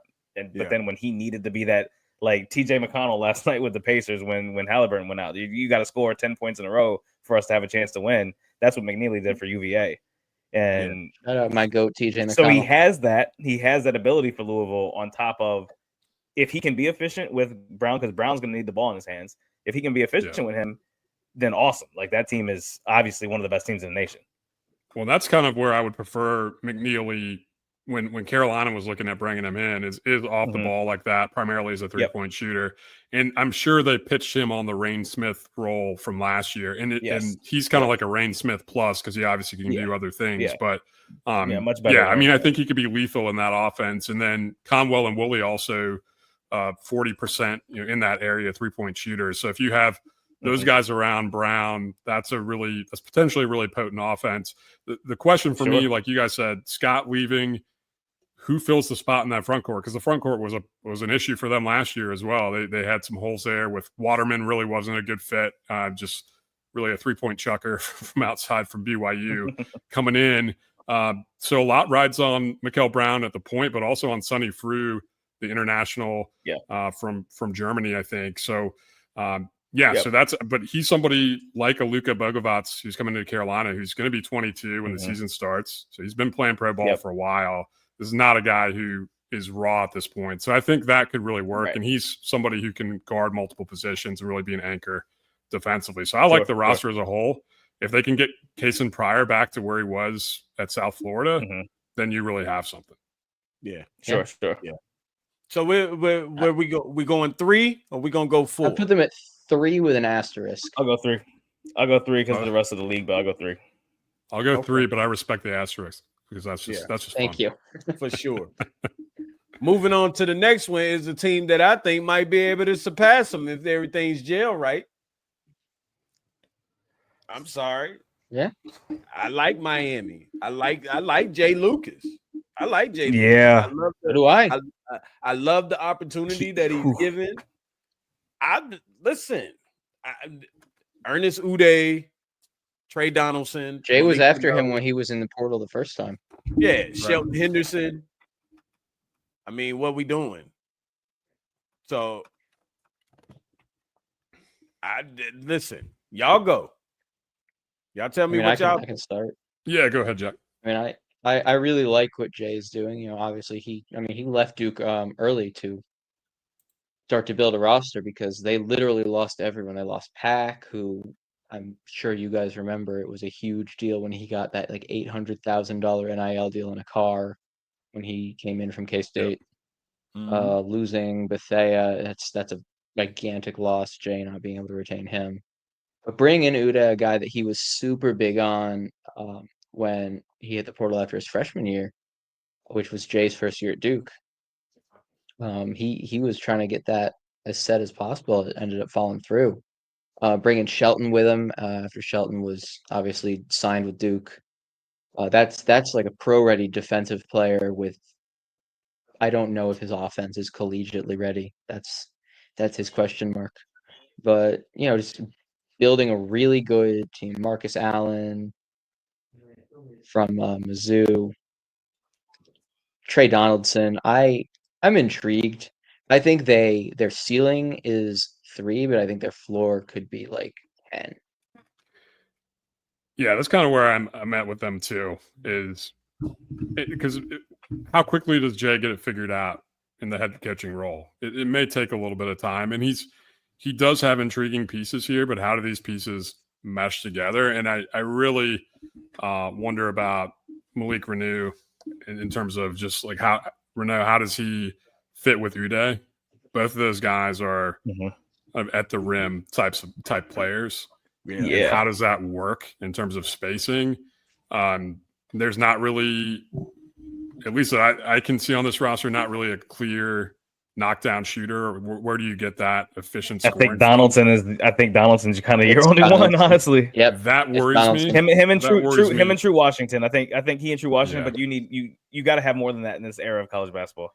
And that's the thing. And both of those, like, I like Donaldson, but that's a lot to put on him. And if you don't have the gravity of other shooters, he's coming from playing with guys like Danny Wolf and the spacing that he was able to have with somebody like Danny to take the facilitation off of him as the primary facilitator. So I don't love the individual pieces. You look at the players, it's like, those are named guys. Those are guys who've played at the high level. Yeah. But when you put them together, I'm not sure how it fits, but maybe Jay's able to make it work. Yeah, I think. Go ahead. Go ahead, AC. No, go ahead. Oh, I was just gonna say, I think that's the biggest thing. I think the roster construction. I think it's a sign of things to come for Jay Lucas. He was at Duke. He saw how that process went. I think for how late he was in the game, leaving into the season the way he did, trying to scramble to put together a team and establish relationships in such a short time. Jay Lucas is one of the best recruiters in the nation, and establishing relationships, just like his father, is one of his superhero traits. And that goes a long way in coaching, man. And I think he put together the best possible roster he could in that given amount of time. I think it is, for today's college basketball, I think it's a little antiquated because, like you said, it's a lot of interior stuff.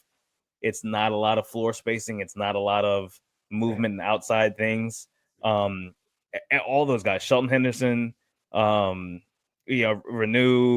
Uday, those are all at the rim guys, and that's going to be tough to have to rely on that night in and night out. It's just difficult. And they're capable and they're talented, but it's just difficult. And I think they're going to find those difficulties there. So I think ceiling wise, I think you're looking at the team who could be in the top 10 of the league just because of how competitive or non-competitive the league's going to be.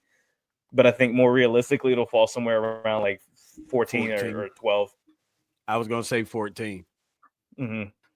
But if there's some upward trajectory, if they're doing the thing where Jay is beating some big name teams, beating a Louisville or Duke even or whoever, and then he's going to lose to Virginia Tech or somebody else. Okay, like fine. But if he is taking care of like the lower level teams in the ACC regularly, then I think that's a sign of who he's going to be as a coach and how he's going to be able to make his teams work. Yeah, I think that's very possible because most teams. Yeah, and this roster is better than a lot of the teams in the conference. And credit to him, like you said, I thought it was a good point, AC, about he didn't have a lot of time, and this team was rock bottom. This team was terrible last year. They were in the basement. They finished dead last. The end of game after the turn of the new year. What's that? Maybe not. I genuinely don't think they lost. They won a game after Boeheim left, and he left actually right after Christmas. You know what? I think they beat NC State to knock NC State out. Did I say Boeheim? You said Boeheim, but that's They're the same person. Tell me I'm wrong. Even the same. I mean, they both coached Orange. They're both old guys coaching Orange, named Jim. wear the glasses, have the same hair. But yeah, that's the thing with Jay, I think, like, because I think of who he can be as a coach. Like any new coach comes into the ACC and beats one or two of the top teams in the league and then loses to everybody else. And then you say, okay, that guy has promise. I think the thing that separates some of these new coaches that come into the league is when they take care of business at the bottom of the league. Like when you just beat those bottom tier teams that you're supposed to beat, I think that's a good sign, regardless of your roster, because you're doing something you're supposed to do. And that only helps you as a coach and as a team. So I think that Jay is going to do what he's supposed to do and beat those low-level teams. It's just a matter of can he get wins at the top, and that's going to be tough. It's a stepping stone. Yeah. That's all it is. Each season is going to be a stepping stone for him.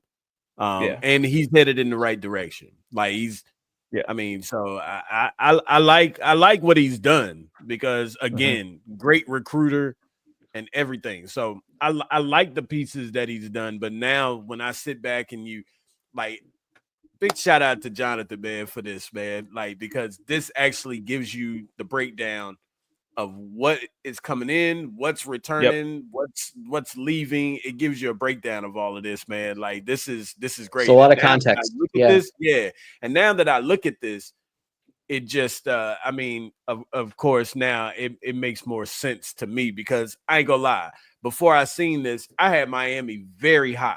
I had them very high, but now when I look at this, I gotta give them 14. But their range is huge, because they could be, if they make it work. They're very volatile. If they make the athletes work, like if the athleticism that they have, if it's just better than the rest of the league in terms of overall athleticism, you could see them at the top sneakily. But then there's a very strong case that they're going to be lower half of the league with some promise. Right. For sure.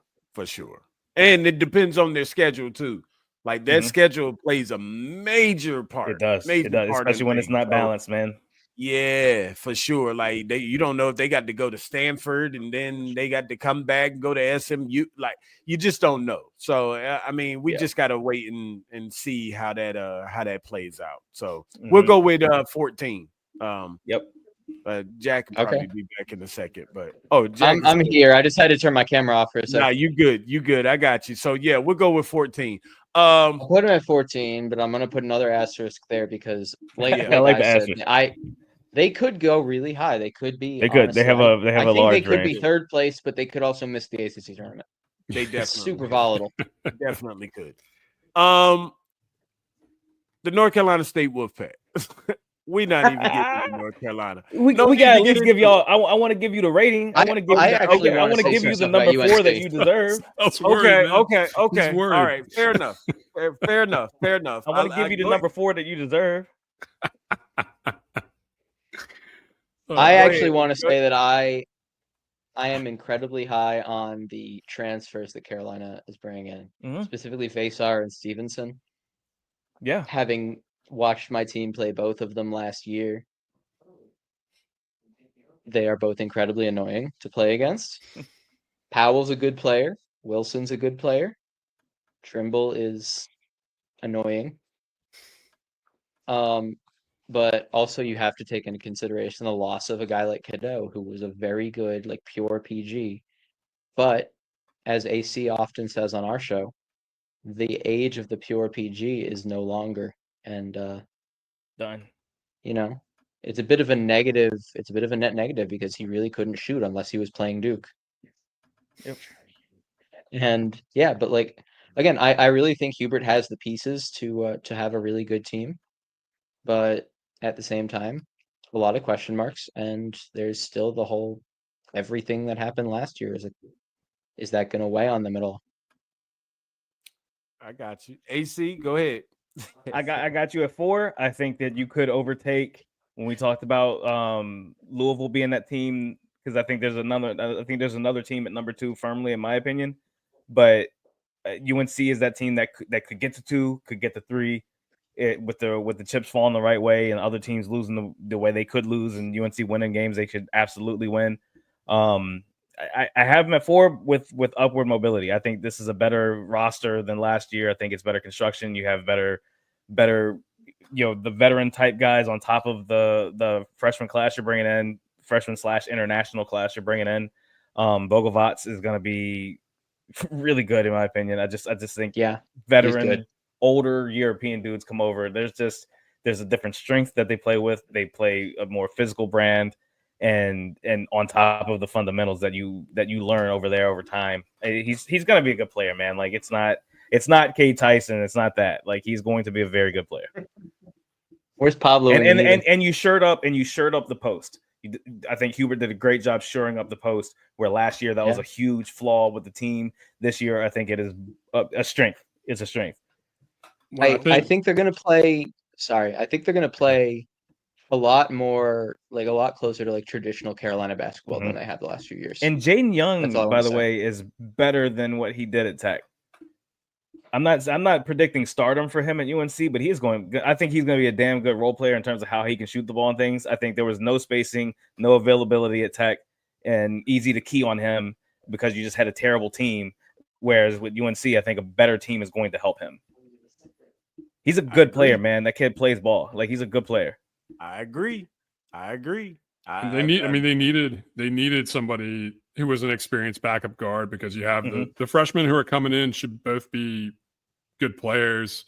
Yeah. And the question is how quickly can they get there? So you have somebody else who can be a backup guard, be in a role spot potentially there.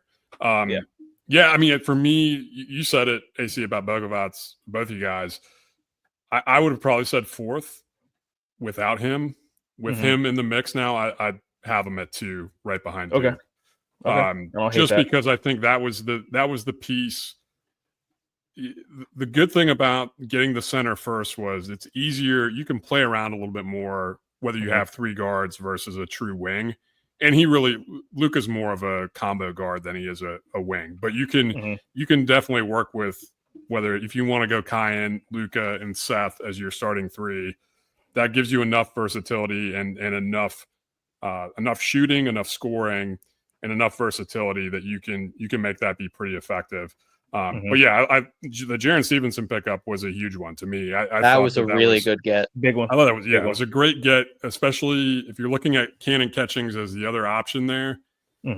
You'd rather have somebody with this team, I think, who could play 4. He's a stretch 4, but then can also play some backup 5 defensively, which this team really needs, especially with Lubin leaving.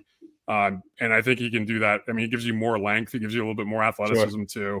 So I like better defender, like him there all the above. A lot. Yeah, losing Lubin was not a big loss I think addition by subtraction. Honestly, I really do. I know what he did for the team last year because he had to. I think with what you have in your post this year, if you had to stuff him into this post, I think it would slow it down. I think it would hurt it. I think it would hurt the defensive potential that your post has this year. James Brown, Vasar, Stevenson, great defenders in the post, and you throw Lubin in that, who is not. I think the continuity is better. Maybe I like his toughness. I like the way he battles, and I think he just. I don't know about James Brown yet, so I think that's the question. But the fact that you have Stevenson, I like him too. I know Duke was after him early in the process, but I just don't know yet. We haven't seen it yet. Sure. Whereas Stevenson can do it. So I think that was really big. I do think that the question is, what is the identity of Hubert Davis's teams? And what are they going to run? Like you pointed out, going away from Cadeau, the floor general, the guy who's running the show.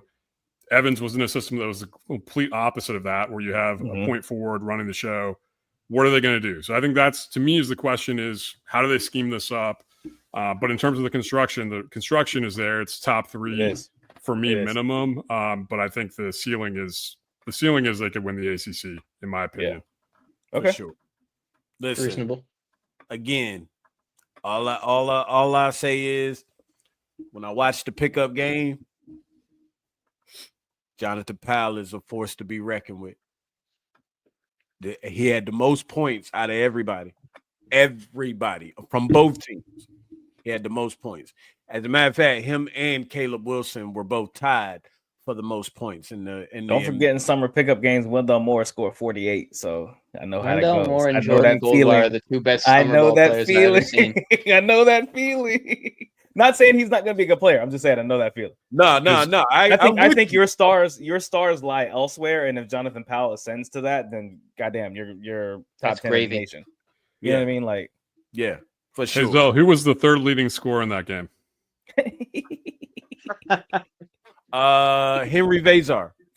Right. Yeah. Okay. Yeah, he always has an answer. He was. He actually was. He wasn't. I believe it. He was. It was Seth Trimble. It was Henry Vazar. You're missing one thing, Jonathan. Jonathan Powell and Caleb Wilson both scored 16. Seth Trimble scored 15. Right. Henry Vazar scored 12. So you asked who the third was. It was Henry Vazar. Seth Trimble. Tie 1, 3-4. Yeah. It's all right. It's a technicality. I was just wanting you to say Lindsay lives in technicalities. I was just wanting you to say Seth Trimble's name once in a positive light. That's all I was going for. Once per podcast. That's what I try to do. You're not gonna do this to me, Jonathan. Yep, you're not gonna do this to me. Let's move on for North Carolina for Jonathan. Talk about state for sure. Oh, this is a team I can't be unbiased about. So somebody else start. Can I? I'll start. This is my firm number 2. This is my firm number. As much as I hate saying it, this is my firm number 2. I like the addition of Will Wade. We talked about it in the offseason on our spaces. We were just going through the ACC and like, what does the ACC need? I was like, one of the things I said in spaces is on the record. NC State needs to pay Will Wade as much money as possible to get him. And that's what they did. They did it. I think it was an incredible hire. I think it's the type of hire that helps the conference because that's the type of coach you want in the conference, somebody who has been at the high level. He's already been in the SEC and he was successful there. Great recruiter. So he's going to bring talent to the region. He's going to take talent from the region. So it's going to add to the rivalry of Duke, UNC, NC State, the triangle and everything else, which is the essence of the ACC, and bring that back. I think it's an incredible hire. And I think it's going to be rewarded this year with them being, I think, firmly the number 2 team in the conference with a chance to be number 1. Can I jump in for a second though? Before everybody else goes right quick, because I ain't got nothing to say about NC State. The only thing that I wanna question is where's your center? Because Paul Mbaya isn't there. He's gone. He decommitted. Right. And now they only have what's his name? Oh, Lube the Boob, Lube it Boob, whatever his name is. That's our new nickname for the two in the front court, Lube the Boob. It honestly fits. It fits Will Wade's style, especially when he was at LSU. He's gonna have Darian Williams, he's gonna have Lubin, he's gonna have Langdon as his bigs, and Kadira Copeland he's listed as a guard, of course, because that's what he wants to be in the league. Yeah. He's a better forward, but they got it. Their front court. They got a front court problem, bro. Court problem. I think you're right. I think they have a front court problem in the way that UNC had a front court problem last year. I think you can Band-Aid it, you can wrap it, you can put a Band-Aid on it, and you can make it work for some games. And I think there are some games you're not going to make it work. I just don't Band-Aid named Van Allen Lubin, just like last year at Carolina. I think out of Duke and UNC, there's not a lot of other front courts that really scare me in the ACC this year, whereas you had some really good front court players last year that ascended. Renault, Locke, and some of those guys on top of some of the others, and like what's his name, Clark or whatever at SMU. But I think this year, I think the conference has a lot of turnover in the front court, and I think that NC State's front court won't be as much of a problem as it would be if you had better front courts in the ACC all around. Listen, Lubin. Well, listen. Best wishes to Lubin, and I love Van Allen Lubin. I've had discussions with him, like or whatever. We've talked several times, but I mean, best wishes trying to go up against somebody that's 7'2". I mean, you had an issue with Malawaj last year. Yeah, it didn't work out for the best. It didn't turn out for the best for you. So I mean, and like I said, with Mbaya gone and decommitting, and then you got the other guy, the other one coming in. The front court is very thin, very thin. For me, I think that Darian Williams at the 4.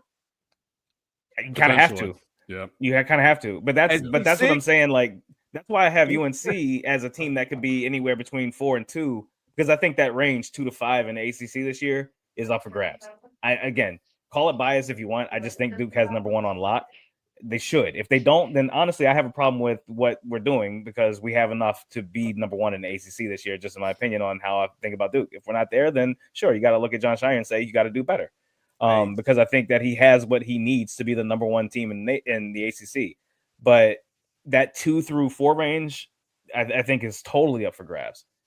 Man, but I have UNC State as firmly my number 2 right now. 6'8" and a 6'6" front court is nasty. It's tough. It's tough to deal with. But that's it's how Will Wade runs, though. Yeah, it's when he finished. I think his highest finish in the SEC was like 3rd or 4th, and he played that way with I want to say he had Naz Reid, right? Yeah, it was Naz Reid at center. And you're talking about a 6'9" center holding it down completely because he had no other help.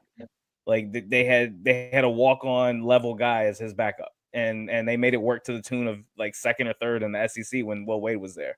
It's his style. His style. Nas Reid is an NBA player, and Lubin is going to play overseas. And that's the difference. It's a big difference. Yeah, that's the difference. But you're not. But again, you're still talking about a down conference in general. So they're going to get enough wins to stuff the stat sheet there, and then can they beat some of the upper echelon teams? Like Duke has to travel to state.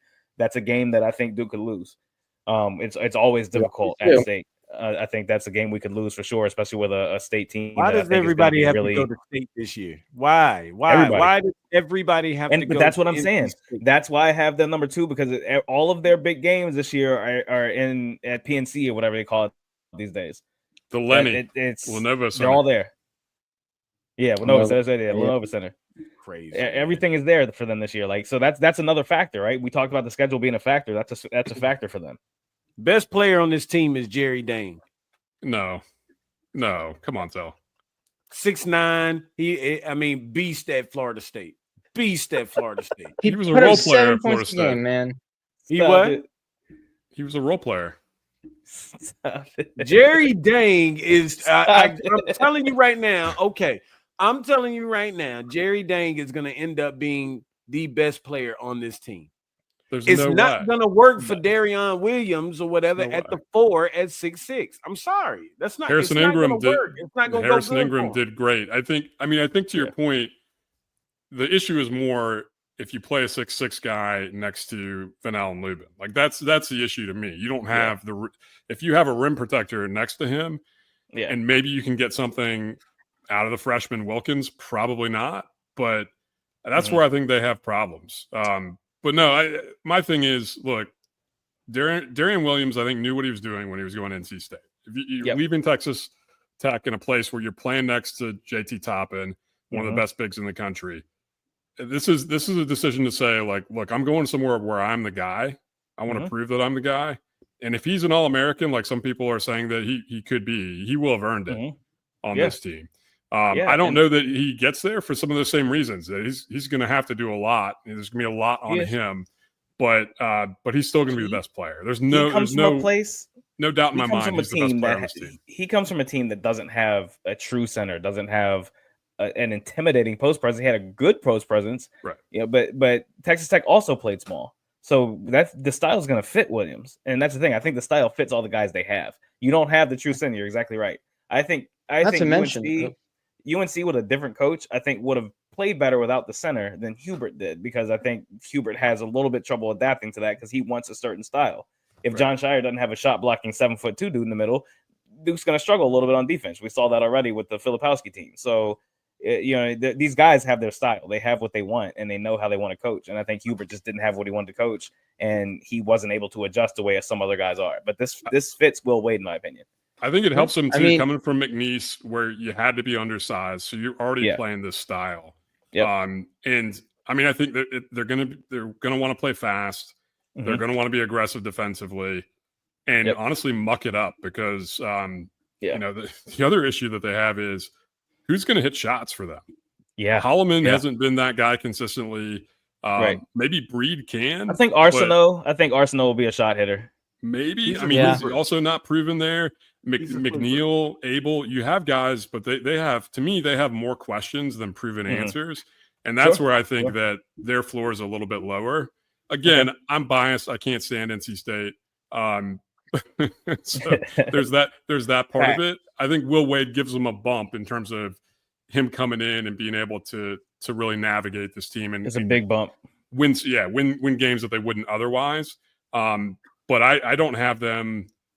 I could see them as high as 4. To me, that's as high as they get. And I know that might be a little lower than some of the national guys. Rothstein's in love with NC State right now, but Rothstein's also a noted. Rothstein. There's a lot of people. Rothstein's also a noted Dookie and UConn fan. So, you can't. We don't want him. We don't want him. Yeah, look, take him. Take all of it. He's one of yours. You can't throw him back. When he came out with his all-time college basketball roster and he had 3 Dookies on it and 2 UConn players, that was it. Who were they? He had Leitner, which absolutely. Leitner, Hill. He had Redick. Was it Hill? He had Leitner, Redick, and Zion, didn't he? No, Redick and Bobby Hurley was the other one. Oh, yeah, the all-time leader in assists. That makes sense. And listen, take all of the devils. Take all of the devils. Take the Rothsteins. Take Ted. It makes sense for Rothstein. I should give that. Listen, one likes Ted Valentine, Lenzel. Listen, that's one thing we can all agree on. Take Ted Valentine. Take them all, bro. I don't want him. We don't want Lee Castle either. We're done with Lee Castle. Right along in the system with y'all, man. So I mean, stop it. But that's so disrespectful. All right. So we go. I got State at 4. Can I? Go ahead, Jack. I just want to say my piece about State really quick, which is I think Wade is a great coach. I think he is going to lift them up a bit. I personally think they're going to finish in the top 4. But I think the big thing is he's got 3 guys who have played ACC minutes, and besides McNeil, who's coming back, but have played significant ACC minutes. And Copeland, Dang, who was not a starter at Florida State last year, but still he's a good player. He was very good player. ACC minutes, you got SEC minutes. You got SEC and Big 12 minutes, which are also definitely got better than ACC minutes. Carolina. No, but I'm saying ACC minutes and Lubin, of course. But I'm saying ACC minutes because that means experience against these coaches and these teams. Even if the team makeup isn't the same, the style, the coach. Mm-hmm. You have that experience with 3 of your players that are probably going to get a lot of minutes. That is a plus in and of itself, on top of the fact that you have Will Wade, who is an insanely good coach. Listen, I would have given him maybe a little bit higher if they would have kept Mbaya, because he just looked like he was that would have helped monster down low. That's a big loss, that would have kept them I'd say 2 to 5, and I think firm with Mbaya. It's firm 2 or 1 with Mbaya. Yeah, for sure. So I mean, but all right, we'll move on with these woofies, whatever you want. I heard Will Wade backed off of him. That's what happened, not the other way around. It's typical. All right, so listen, how many more teams we got? We got to roll through them. Let's roll. You want to just do You want to just do the number? We'll give the number and go back and talk about it if we need to. Yeah, we can do a line each if you want. Yeah, let's do that. All right, Notre Dame. Good coach, not quite enough talent yet. Although Harrelson coming in as a 5-star will be an interesting add to what they have. I'm putting them at 10 with the chance to be 8.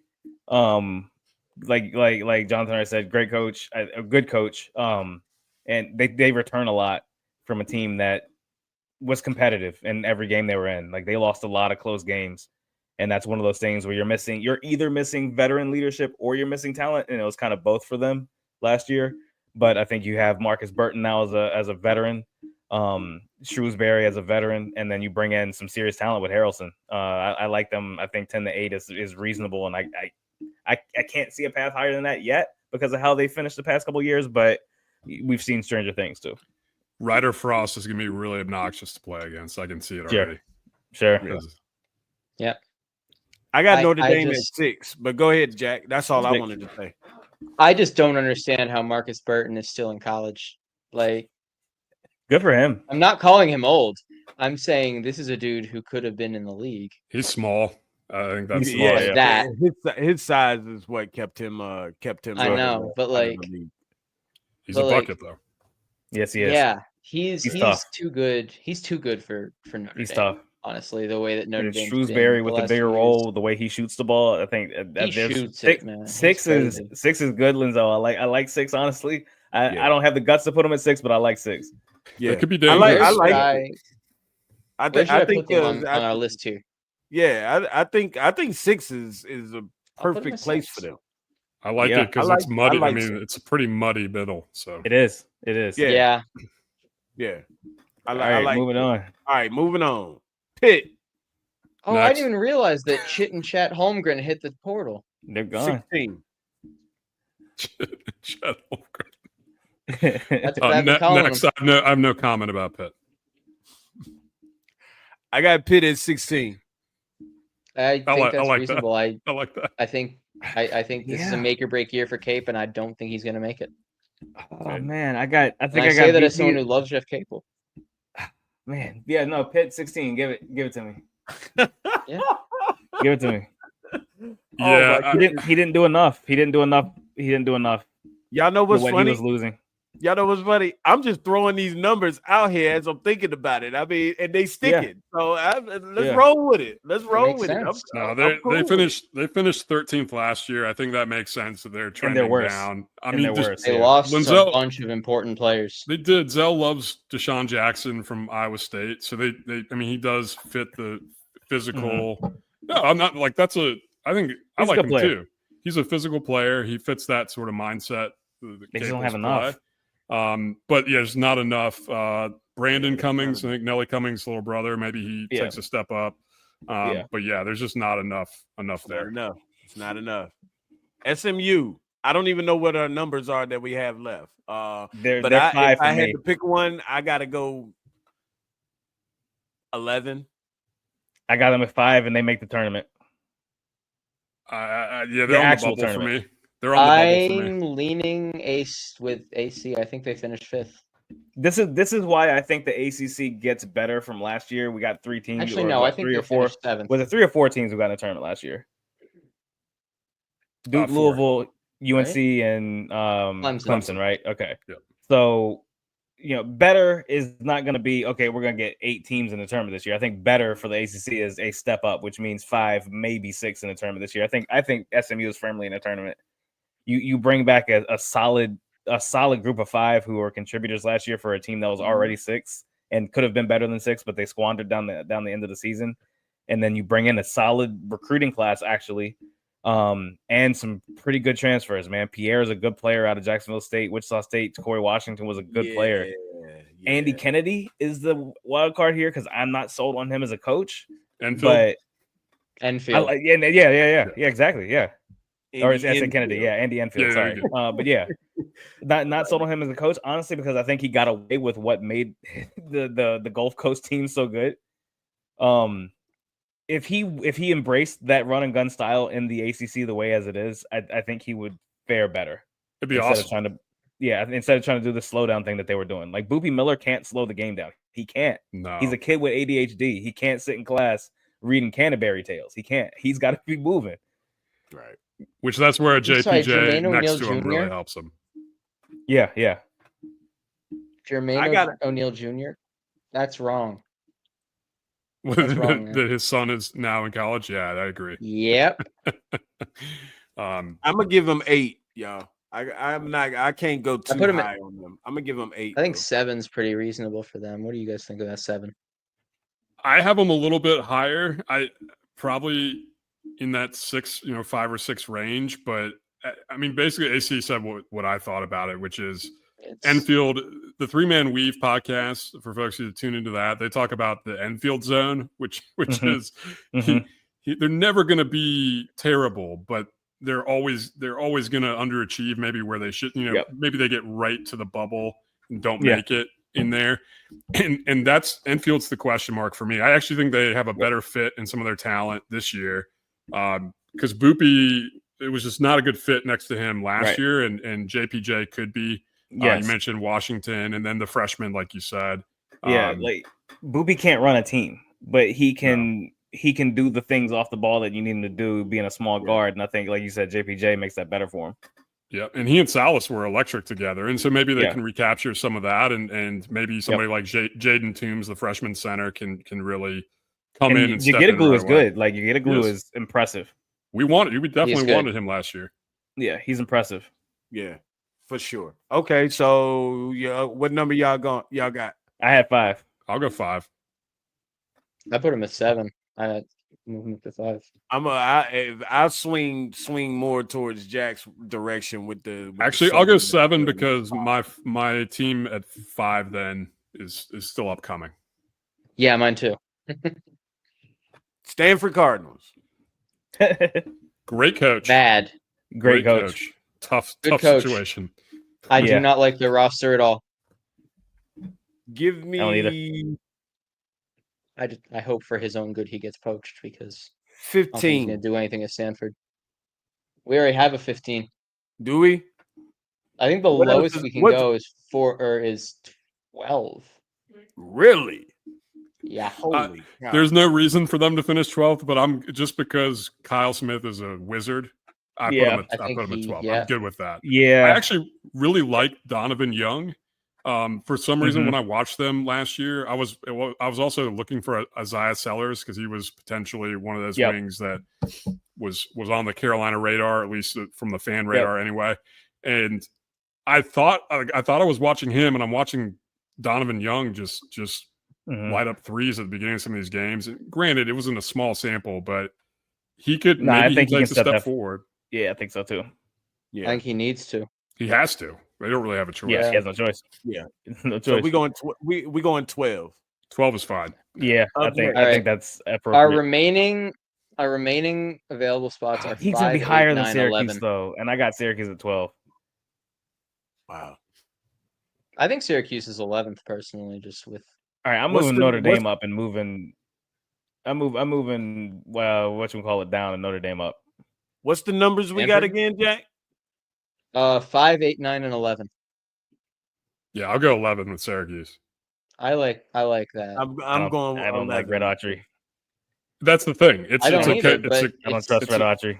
They've got some fun pieces. They're going to be fun to watch because Kyan Anthony is going to be fun to watch with George. Sadiq White. Betsy's going to be good too.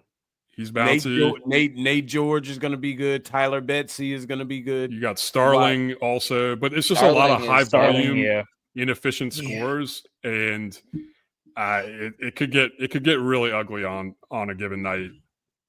Kyle Smith is a better coach. It's going to be a very Syracuse has a better roster. 100%. Put me at Syracuse for 11. Damn. If you put Kyle Smith as the coach of Syracuse with this roster, I'd put him in top 4. I think. I think so. Close to so. That's a good point. That's a good point. All right, that's 11. Nat, Virginia.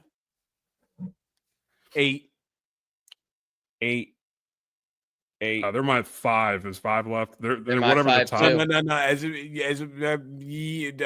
No. Yeah, 5 was left. I have them at 8 though. 5, 8, 9. I have them at 5. I think Hall was a huge pickup. I think they have a fantastic roster.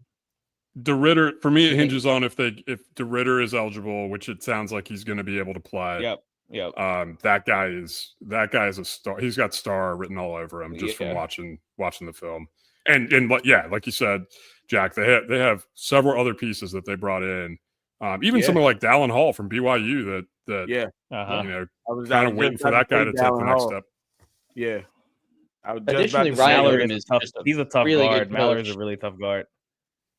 Yeah, and don't get me wrong, I like the rebounding and shot blocking that they put in the paint with Yenzo. Yeah, that's not a bad pickup. And Silas Barksdale is good too. He's not going to give you nothing on the offensive end, but I mean, defensively, yeah.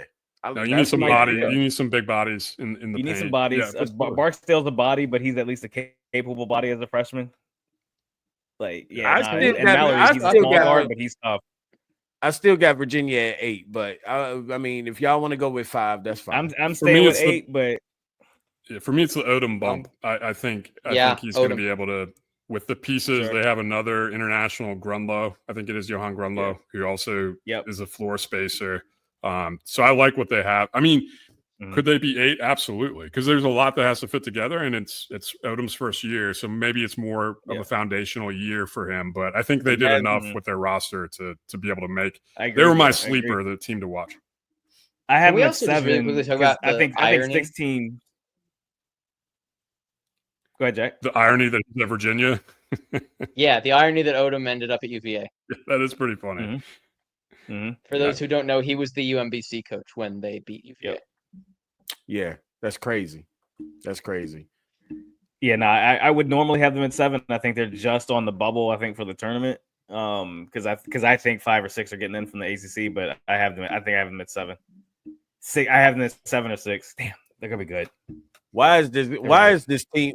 Now that I sit back and I think about it, we messed up somewhere, fellas. Why is this team definitely did 9? If this team's gonna be 8 or 9, we messed up. AC, somewhere. I'm gonna let you. 11. I think with the teams that we've talked about, I had Tech at 13 or 13 or 14. I can't remember what numbers I was giving out. I think 13 was the one I was saving for them. They finished 10th last year. I think they overachieved with that 10th, but they didn't lose anything that really got them to 10th because they just kind of replaced them with dudes who do the same stuff. I think Toby Lawal is an exceptional athlete, an incredible athlete. I think if he makes his game better from the shooting aspect and that offensive side of the ball, then you're talking about an all ACC player, hands down, which goes a long way with, making you a better team in the conference. But they did bring in some decent guys. Sincere Jones is a good player. The guys they brought back are all important. Ben Hammond's really good from PVI. Jaden Schutt obviously was an important player for them on the offensive end last year. And Tyler Johnson was a do-it-all guard. He could rebound, defend, all that stuff. He's a really tough nails. He's good type of player. He's really good. So they didn't lose. Like the guys they lost, of course, were big in terms of like Jaden Young, Ryan Jones. I think could have been a really good player for them. He didn't play because he was hurt. And then Rex Steiner obviously was one of the main guys, but Rex Steiner had his own problems. So it's going to be about status quo for Tech. So 10, 11, that range I think is going to be the same. Hey, that might. Should we move Clemson up because we have Clemson at 10? I would move Clemson down with some of the teams we've been putting. in this range. I think that's. But I mean, the thing with Tech, they're another team that they have. There's some volatility here because I do think their roster is better. I think Neo, the kid he's from Greece, right? 6'9". Yep. Really versatile. A point guard. He's but good. He's really good, but he's raw. And I think if Mike Young can figure out how to make him the hub of the team, if he's ready for it, sure. Then you could see them be in the middle of the pack. I don't think they're going to get to the top, quadrant of the league or anything, but definitely in that 7 to 8 range is a possibility. But I just have there's just a lot of questions. He's going to have to prove it, but he's definitely got the ability. He coached in the 10th. Mike Young is a really good coach. He's a really good coach in a bad situation because they don't have NIL money to give to anybody. So they continuously lose guys. They're continuously trying to bring guys in. Mike Young is a good coach that can make some of the stuff work. And the fact that he got 4 guys back that are kind of hub players, I think is a big deal. Yeah. Because like you said, you are adding some talent. Yeah. You're adding some talent. He took the worst roster in the ACC to 10th. I think that speaks volumes of Mike Young. Yeah. All right. Yeah. Well, I think we on the last one. You had something, Jack? No, I mean, it's Virginia Tech. Mike Young is going to make them overachieve based on talent level. I honestly wouldn't be shocked if they ended up middle of the pack. That's fair enough. And last but not least, he's going to get fired this year. You think so? It could happen. He's going. This is his last season. Here's the thing, though, AC. So my graduate degree is from Wake Forest, and I was there during the Bizdelic years. This is nothing, and the Manning years. It was a rough stretch there. Yes, it was. Yes, it was. So, it's tough because Forbes has been really frustrating in the sense, and I'm not a Wake fan. I don't want to do that to my Wake friends who are full on gold and black, but it's frustrating to watch that team be a tournament team every year and then get to the 10-yard line or even the 2-yard line and blow it. Yep. And this year they don't have that roster. They don't have this is his worst roster in a couple of years. That to me is just not a tournament team. This is a horrible roster. Horrible. Yes, I agree. Yep. This is why I think he gets fired this year. I think number one, they pulled funding from him, so he wasn't able to get in the portal like he wanted to. So that already shows like almost like that either shows a no confidence to me where they want a reason to get rid of him, or they're going to do the Boston College thing where they just accept their fate and they're just like, we're just bad. And Steve Forbes is good in press conferences, so we'll just keep him. Like I just knew he was going to Iowa. I just knew he was going to coach Iowa. I know, because I think he is a good coach. I just think that some of these guys just can't. You can't coach the ends of a game sometimes, and he just doesn't. He either doesn't have an assistant that can help him with that, or he can't do it himself because they just. I think he needs a better staff, but he's a fantastic coach. I don't know if I call him fantastic. I think he's a good. You know coach. what I mean when I say that. Yeah, I'm trying to gas up the conference because it needs to be good again. Because this is the worst roster, I put them at 11. Like I think I originally would have had them at 11. And again, when the donors start backing out, bro, you fighting an uphill battle. Yep. Yeah, it's a done deal. Hang it up. Like I mean, that's just it. Bottom line. So you have no. You can't. There's no way you can win that. You can't. You had to keep Tyler Johnson. And you couldn't do it. Right. Yeah, that's the loss. Yeah. So the only hope for them is Omaha Blue turns into a stud. It turns into the 5-star that he used to be. That's right. Juke Harris takes another. I mean, he's a nice player. Takes another step forward. Right. And Miles Colvin finds a gear that he didn't find at Purdue. Right. Probably a lot of ifs, and there's a ton of. There's too many ifs, and they haven't been operating that way. They've at least had one lead guard most of the time where you could be like, all right, if nothing else, that guy can get me 20 pretty much any night. Yeah. I mean, half of Steve Forbes' tenure, he had Hunter Salas. So. Right. Facts. So he's definitely on the hot seat this season. And you don't have a Hunter Salas on this team. For sure. There's no Salas. They don't have Ron Weasley either. Weasley.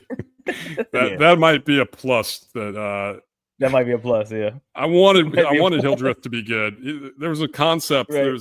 There's somewhere in Hildreth there's a good player. What's that?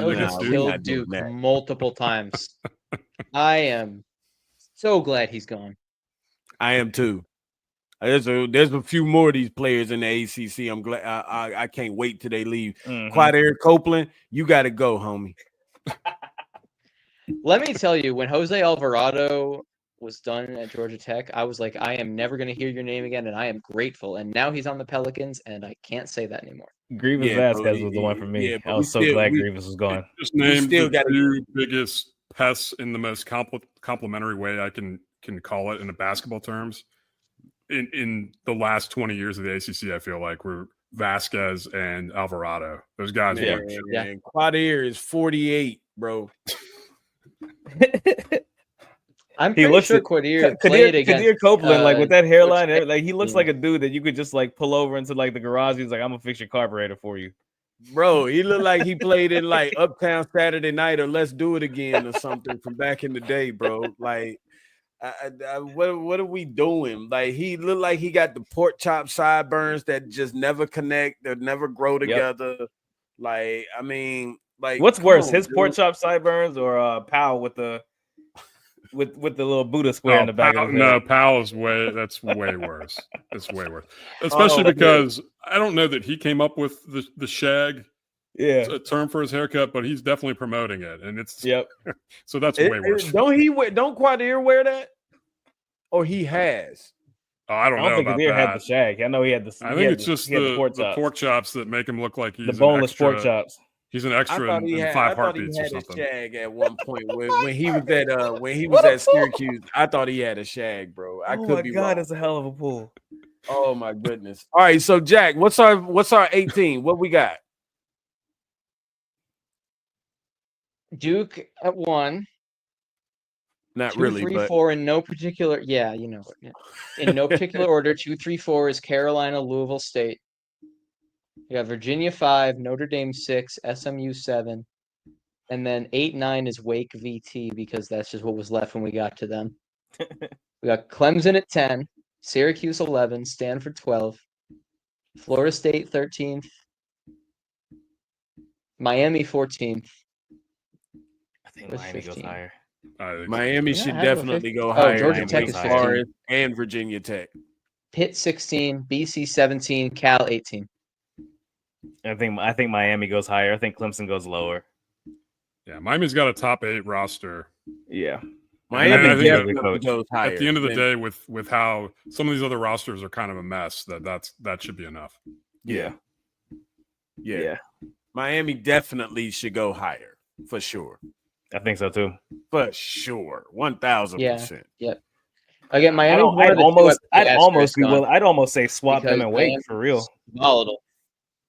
Because I think we had Wake at like I will. Because we had like Wake at like 8 or 9. I think we swapped Wake was at 8. I'm not mad at that. I agree. I'm not mad at that. All right. I think so. Miami 8, Wake 14. Yeah, I'm not mad at that. Now we got to figure out a way to swap Virginia Tech with somebody. You can swap them with Clemson. Yeah, sure. That would just be 9 and 10. Yeah, I mean I mean, I think that's where they sit, though. I think that's where Tech sits. Yeah. I don't like. There's nothing special about what they have. It's steady. Mike Young. What Mike Young's going to do. Same thing. Yeah. He's just going to maintain his paycheck, like not get fired, not set the expectations too high. Ooh, that's Remember when Tech played State? Who's after 10? And that was like a mid ACC. That was like a mid-level. You talking about the 42-24 game? 40. Yeah, that. And that was a mid-level ACC game, and they were both ranked. They were ranked. They were ranked teams. They were both ranked. And now we're struggling over how many, like, are we going to see 5 teams in the tournament this year from the ACC? I think, especially we have SMU at 7. I think if we have SMU at 7, I think the ACC gets 6. But who's after 8? I mean, who's after 10 again? With the revised list, Jack. I'm sorry. Can you guys say that again? You cut 10 down. 10 down. 10 down. Who's after 10? Oh, okay. So 10. All right. 10 is Tech, Virginia Tech, 11 Syracuse, 12 Stanford, 13 Florida State, 14 Wake, 15 Georgia Tech, 16 Pitt, 17 BC, 18 Cal.